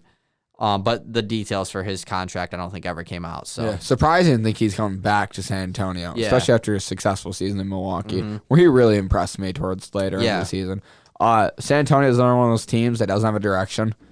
What are they doing? And they got Thad Young, and and Thad Young is a pretty good player. So Yeah. the Spurs, they're really weird because they should be moving to more of a rebuild, but their roster is good enough to the point where they're going to be the 10 or 11 seed again, and they're not going to have that good of. They're going to have the 10th pick in the draft or the 12th pick in the draft, and they're kind of stuck in mediocrity right now. Well, the issue with them, I think, stems from their head coach. Greg Popovich is moving towards retirement now, and he's really late into his career. When you have a legendary all-time coach like that, you're not thinking for his last 4 years, we want to lose hella games and tank. You want to go out with respect. So I think they're battling that. We still need to be competent for the sake of Greg Popovich. He's probably got, 3 years left? Something, I don't know. And then I'd assume he's done. I mean, he hasn't won in a minute now. It's been since 2014 since he's really winning. 2015, he was in the playoffs. 2016, he was in the playoffs. Has he missed it every year since then? They made it in 2019 when Toronto won it all. They were the 7th seed when they had DeMar, but it's like they actually almost beat Denver though in that first round series. I remember that. That went 7, I'm pretty sure. But it's one of those things it's like they're in I'm gonna call it Pistons limbo from now on. That's gonna be the term. Pistons limbo, where you're just kind of there in mediocrity. You're somewhere in the middle of the pack. Some years you might be a 7 seed, the other year you might be 13 seed. Or 12 seed, I should say. But you're not going to be like the worst team or the best You're never going to get the number 1 overall pick. You need to be one or the other. Yep. San Antonio, their ceiling is probably like the 9 seed.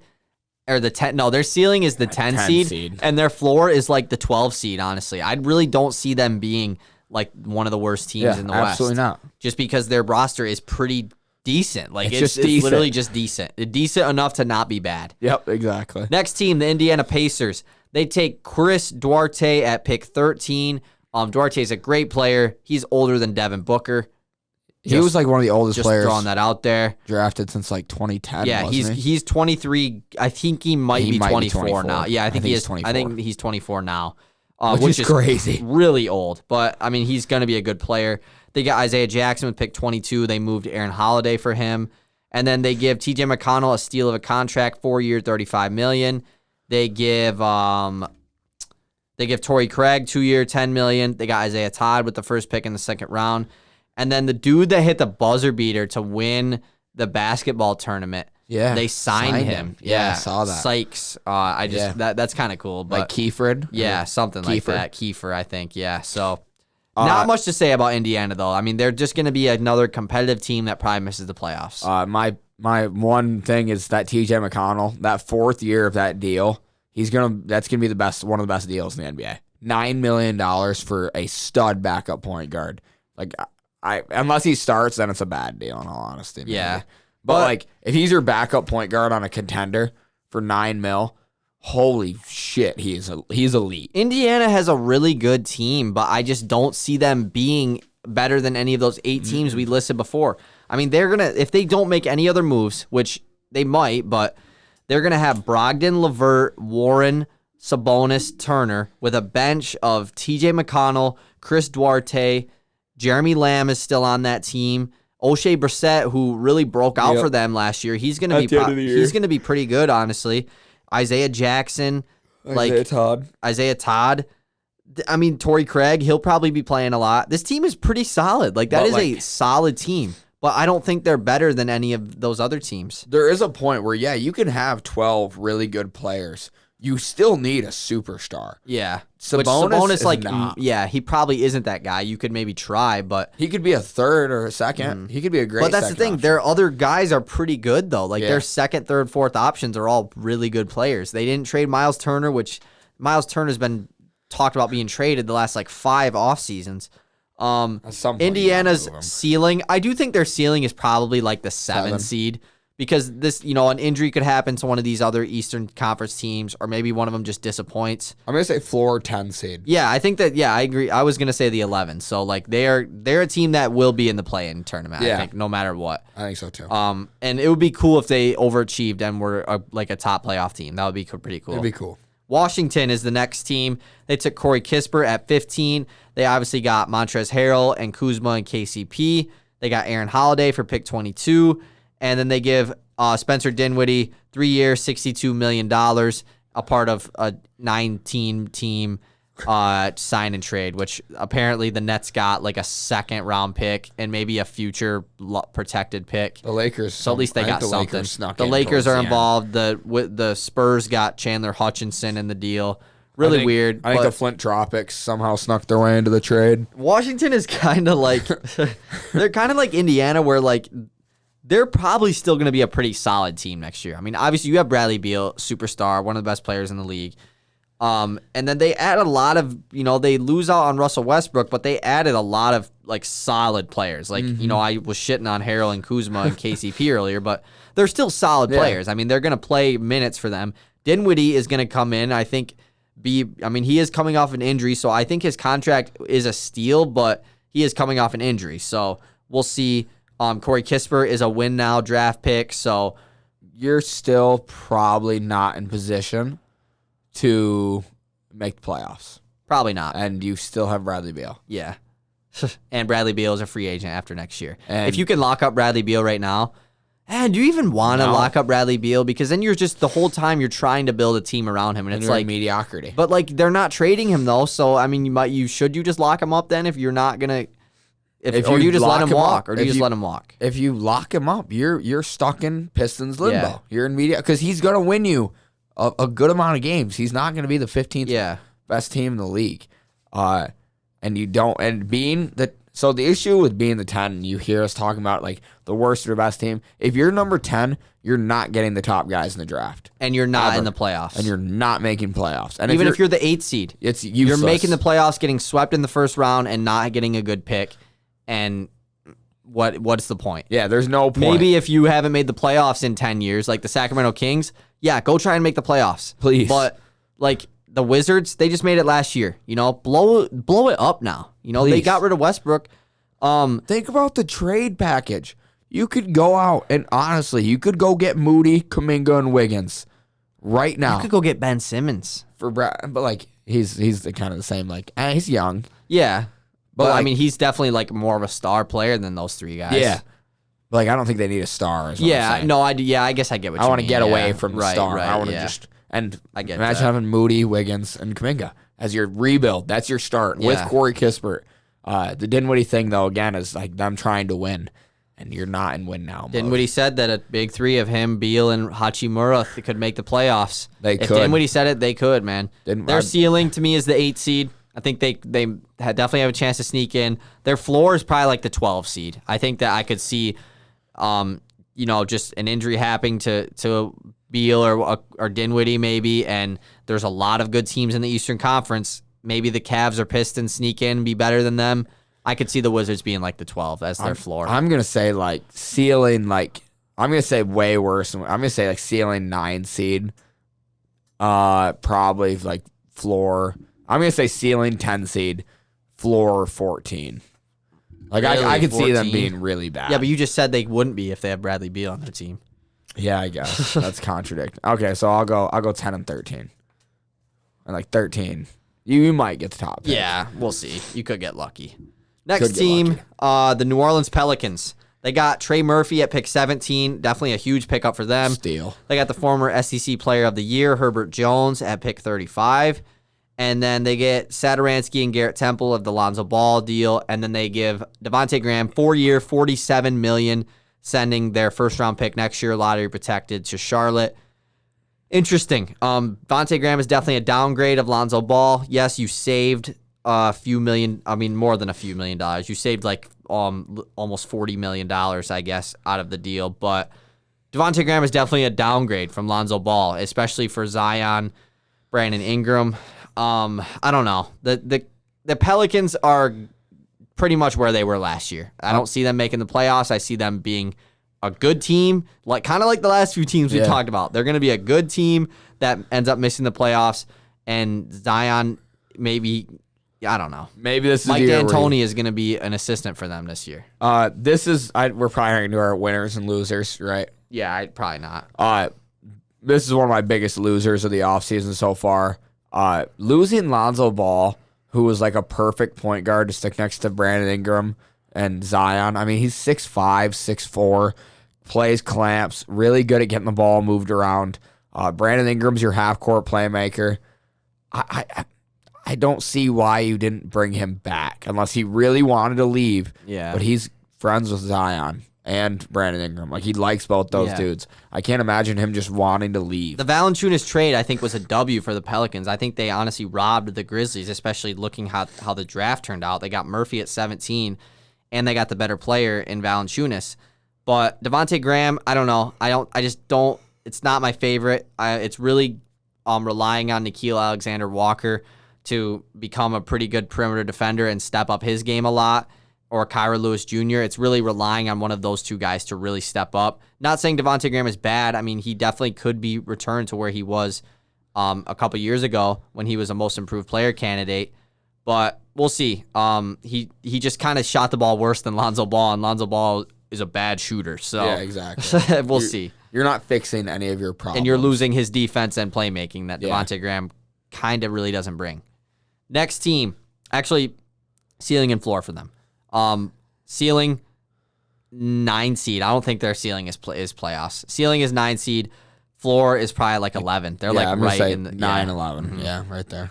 Next team, the Atlanta Hawks. Atlanta Hawks had a pretty good draft. They got Jalen Johnson at pick 20, Sharif Cooper at pick 48, who fell into the second round. And then they haven't made any big signings as far as bringing people in. But they give John Collins 5-year, $125 million, close to a max. And they give Trae Young a huge bag, 5-year, $207 million. Gorgie Zhang is also coming to Atlanta. Yeah, their draft was like perfect. We're going to take 2 guys who nobody has any clue how good they're going to be because we don't need guys. 2 project guys, yeah. We don't need players. So, like, if they suck, they suck. Who cares? But, like, Pretty Jalen much. Johnson could be a freak. Haven't made any trades. They were a team that was talked about being trades. They haven't made a mistake in the offseason. Yeah, and Atlanta's a team that for their ceiling and floor, their ceiling I think is again like I would say the 5 seed probably, but their floor to me, I think is like honestly is like the 10 or 11 seed. I could see Atlanta randomly missing the playoffs this year, especially with a team like Indiana maybe sneaking in, team like Washington. Atlanta definitely did overachieve, and I know they made the Western Conference Finals and everything last year, but I could definitely see Atlanta kind of just falling out randomly and being like the 8 seed, or not being one of the top teams in the West. I'm going to shrink your margin and say 5 to 9. Yeah, I'll say 5 to 10 then to pick one because I said 10 or 11. But this team, I'm so excited. And the John Collins deal, in all reality, was a great deal. I mean, at the end of that deal, it's going to look really good. Yeah. I think. And this team, again, like, at the end of those 5 years, that's when you're trying to win the chip. It's like those years. So, like, you're going to be paying him, probably like $30 million a year at that point. Yeah, and it's like 25. Yeah, it's probably going to be like a little over 30, yeah. And that's a great contract in 5 years, I think. I agree. I'm extremely excited for this Hawks Atlanta, team though, in the future. they'll be good again next year. Atlanta sure. will be a team I think I'll start to dislike as the Pistons get better. Probably. Like, I will start to dislike Trae Young, and I don't want to. Cade will go off on Trae Young for sure. And Trae Young will probably give Cade buckets. Oh, definitely not. It'll be hard for me to like the Hawks, because Probably. Trae Young's a villain. Next, the LA Clippers. They traded up and got Keon Johnson at pick 21, a guy who fell really far. Perfect spot pick for them, I think. They bring back Nick Batum on a 2-year deal. Ibaka opts in, so he will be back. And then they got a couple like big name guys in the second round. They got Jason Preston out of Ohio with pick 33. And then they get BJ Boston at pick 51. But not a lot of crazy moves for LA as far as the free agency goes, which they still have to bring back Kawhi. I mean, they're going to bring back Kawhi because no other team has money to get him now. So that's pretty much it. Yeah, I don't really have much to say. I have nothing to say. They had a good draft. I mean, BJ Boston is a great pick, I think, for any team in the second round. Yeah, he could have went definitely 32nd. And he went one pick before the Pistons took Garza, which would have been awesome to get him. But their ceiling is probably like the 1 seed. I mean, I think they could be I definitely think they could be the 1 seed. Their ceiling is the 1. Their floor is probably like the 6 seed. That would be my ceiling. I'm going to completely agree with that and say it's my exact same take. Next team, another team that's going to be pretty good, the Denver Nuggets.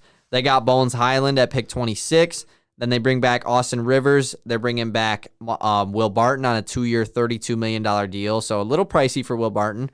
They get JaMychal Green back on a 2-year, $17 million deal with a player option. And they bring in Jeff Green 2-year, $10 million. So they got both of the Jay Greens. Which is going to be actually Javonte Green is another one. He's on the Celtics, I think. So he does a lot of research on his Jay Greens. Yeah, I'm up late night doing that. Denver though hasn't made any crazy moves, but it wasn't really expected for them to. They don't have any room. Paul Millsap is probably gone. Ceiling 1 seed, floor 4 seed. Like if they stay healthy. Yeah, I agree. I think their floor definitely is higher than the Clippers' floor. Me too. Because Kawhi is obviously going to be. I forgot Kawhi. Maybe this Clippers ceiling isn't the 1 seed then. Oh, Kawhi's hurt. Yeah. Yeah. Oh, he's going to miss like probably all the we'll probably whole year. Probably like 3 to 8. 3 to 7. Yeah, that'd be mine. Yeah. Denver is 1 to 4. You put Jamal Murray in the mix with this team. This team is freaking scary. Yeah. Except now the Lakers have a super team. So. Next team, another super team, the Brooklyn Nets. They added 5 rookies in this draft, which weird. You might like do it though. I mean, like this team is, has 3 guys that could leave all next year. Or KD and Harden is next year. Kyrie is a year after. But you might as well bring some young guys in just in case. Cam Thomas, pick 27. The rich get richer, man. The team that is the best scoring team in the league adds the best scorer in the draft. They get Day'Ron Sharpe at 29, a big man out of UNC. And they add Kessler Edwards. They got Marcus Zegarowski out of Creighton. And then they got Raekwon Gray out of Florida State in the second round. They bring back Blake Griffin, 1-year deal.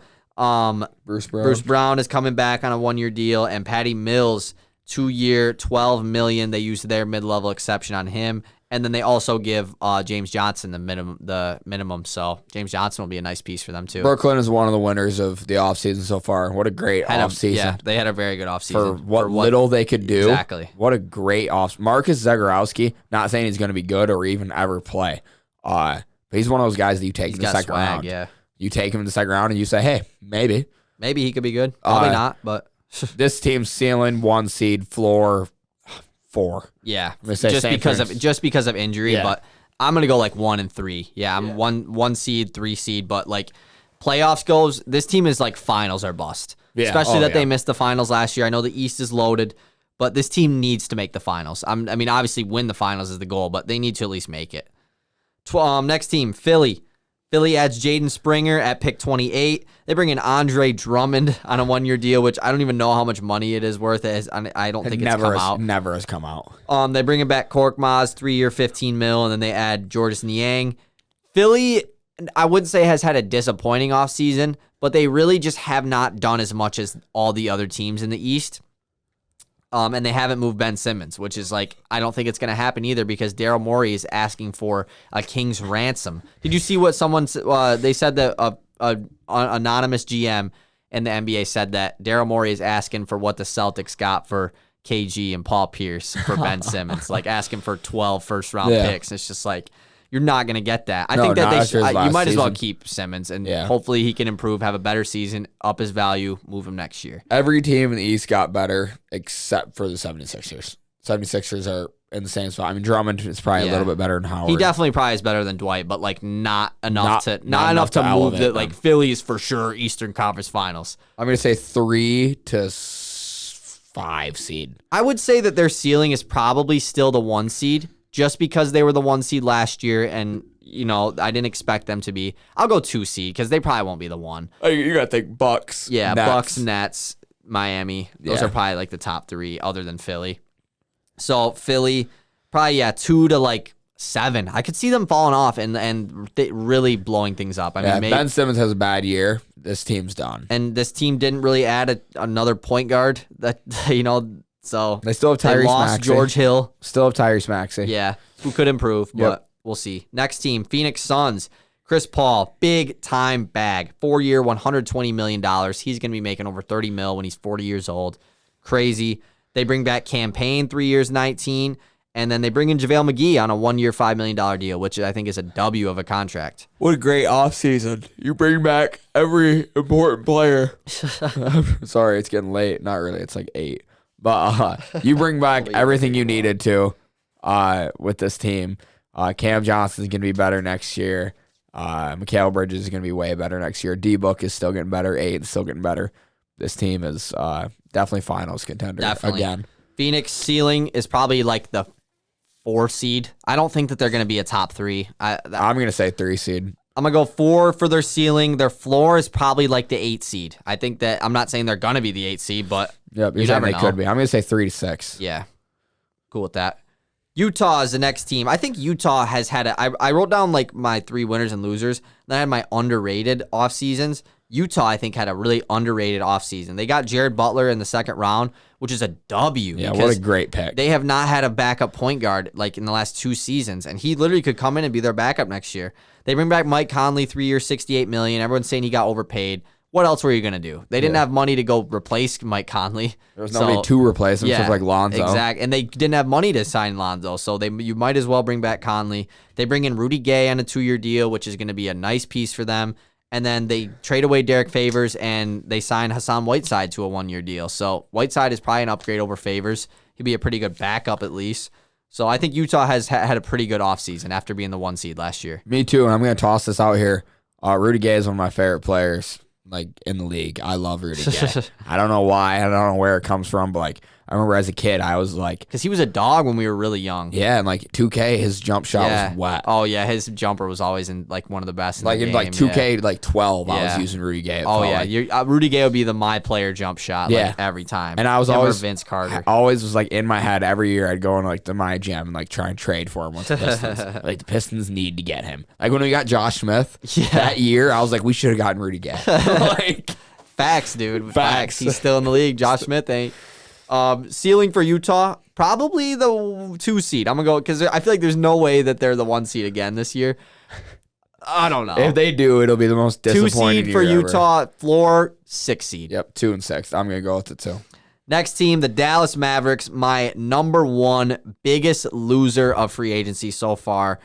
They re-signed Tim Hardaway Jr., 4 years, $74 million. Cool with that. I think that, it is a lot of money for Tim Hardaway, and I wanted the Pistons go after him, and I'm kind of happy they didn't after that contract. They bring back Bobby, they bring in Sterling Brown, and they bring in Reggie Bullock, 3 year, $30 million.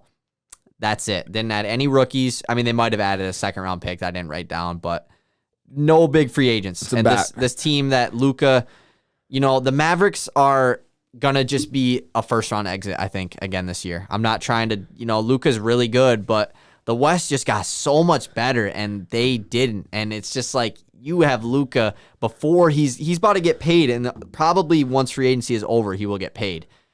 And it's you kind of wasted your opportunity to bring in somebody, unless somehow they still get Kawhi, but they're not gonna. Remember how this year ended?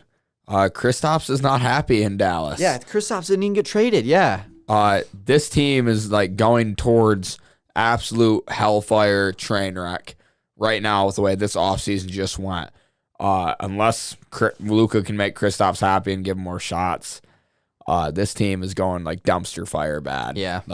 Burn it down, move him to Seattle. I could see him missing the playoffs. Oh, me too. I'm not saying they're gonna. I'm going to say ceiling, 6 seed, floor 9. That's literally exactly what I was gonna say. I was gonna say 6-9. Yeah, I just did. Not but yeah, I think that they're not gonna be a top team in the West. This could be a hot, this could come back to bite us, but I don't know. I just think that Dallas's roster really is not that good. Mm-mm. The problem with Dallas is they drafted Luka and tried to go win now, but they didn't do it in the right way. Luka's their only young player on their team. They have Kristaps, but he's not there for long term. Yeah. Jalen Brunson isn't even that young.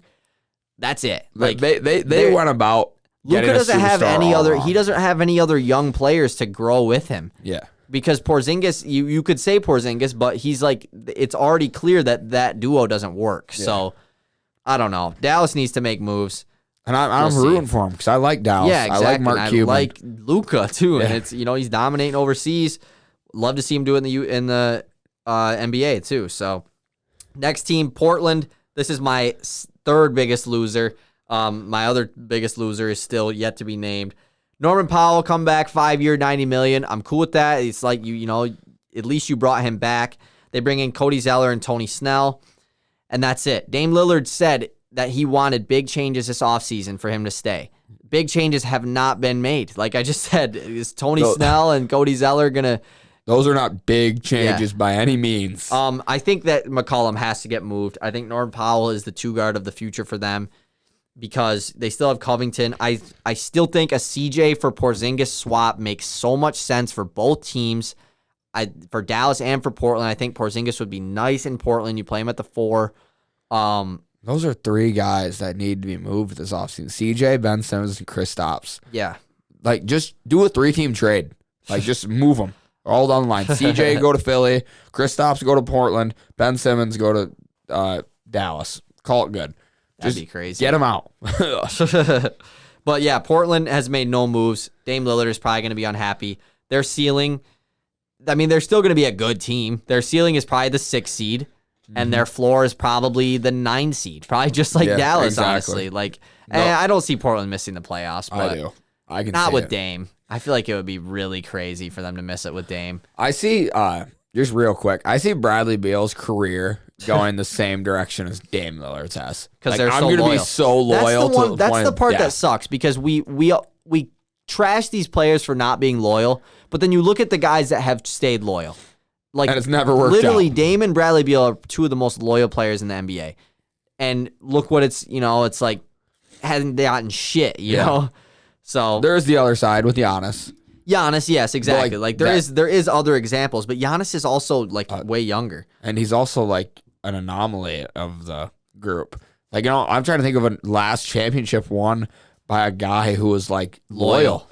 Like Raptors, hell no. No. Lakers, hell no. No. Warriors, no. I mean, like Curry. Yeah. I mean, Curry and Clay are loyal, but like, why would they leave? You know, Yeah. It's like that's a little different. Yeah. They got KD, and they just had such that was ran so well in their front office. So, next team, my number 1 biggest loser or number 2 biggest loser, the Boston Celtics, made no moves in the draft, and they signed Enes Kanter. He's coming back to Boston.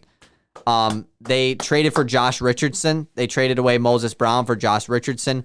This team still doesn't have a point guard. Dennis Schroeder is out there, I guess, if they want to pay him. But it's so funny that Schroeder said he wanted $20 million, and he literally has not been signed yet. So I guess they could go get Schroeder, which he would probably be nice for them. But this team doesn't have a point guard. This team was the 7th seed last year in the East, and several teams in the East got better this offseason. I don't know. I'm going to say 7 to 10 is their ceiling. I think their ceiling's probably 5. But their floor is probably 9 or 10. But like, they just had such an L. They have not done a single thing. Brad Stevens, Danny Ainge. Oh, I guess Brad Stevens. Yeah, he's their GM. Get rid of him again. He said that apparently they might move Marcus Smart, which like is a move, I guess. Like, at least you're trying something, but not making a single like they haven't made a splash. Like, none of those moves. Like, yeah, Josh Richardson's cool. It's not, but like, he's cool. It's nothing. He's cool. He's just like Marcus Smart. Yeah, he's just cool. Last 2 teams, pretty much nothing has happened. The reigning champions, Milwaukee Bucks. They get Bobby Portis back on a steal. Shout out to them. 2-year, $9 million. They bring in Semi Ojeleye. They bring back George Hill. Their ceiling 1, floor 3. Yeah, and the only mistake they made was, I don't even know if it was their fault, but PJ Tucker. Yeah. But like, who knows? Who knows what if happened he there? even wanted to leave, yeah. But Giannis probably will win MVP. Bobby Portis will be just like PJ Tucker. Like, probably. Like, Bobby Portis is fine. Except it's not as good as defense. But yeah. Yeah. But yeah, it doesn't. Yeah. They're still very similar. Yeah. Last team, the Minnesota Timberwolves, who literally have done nothing. They had 0 picks in the first round. I don't know if they had a second. I think I tried looking. I couldn't find one. Yeah, I don't think they had a second-round pick at all. And then they did not sign a single person yet. They did trade Rubio to Cleveland for Taurean Prince. They have not made a single signing or anything else. But I guess that's not like an L, though. I mean, this team supposed to? They actually have their pick next year, so if they suck, they suck. But their core is going to be healthy, I guess, next year. This team could be randomly good, though. The issue with a team like this is they need Simmons, bro. They really do. Cat's in the point of his career where it's like, okay, yep, you've struggled for the first 4 years. Now it's time to start winning, and they're in no spot to start winning. Yeah, and like I'd say they have tried though. I mean, the D'Lo for Wiggins move, that's a pretty big move to make. Yep. So they've tried, but they've kept Cat happy. I mean, D'Lo and Cat are like best friends. Mm-hmm. But so now it's like I think you give it one more year of D'Lo and Cat, and because Ant needs to be your guy. I mean, he was the first overall pick. I think Ant honestly needs to be your main focus. Maybe over Cat, honestly. I mean, I know they're both first overall pick, but Ant over D'Lo for sure. You need to focus on building around him over D'Lo.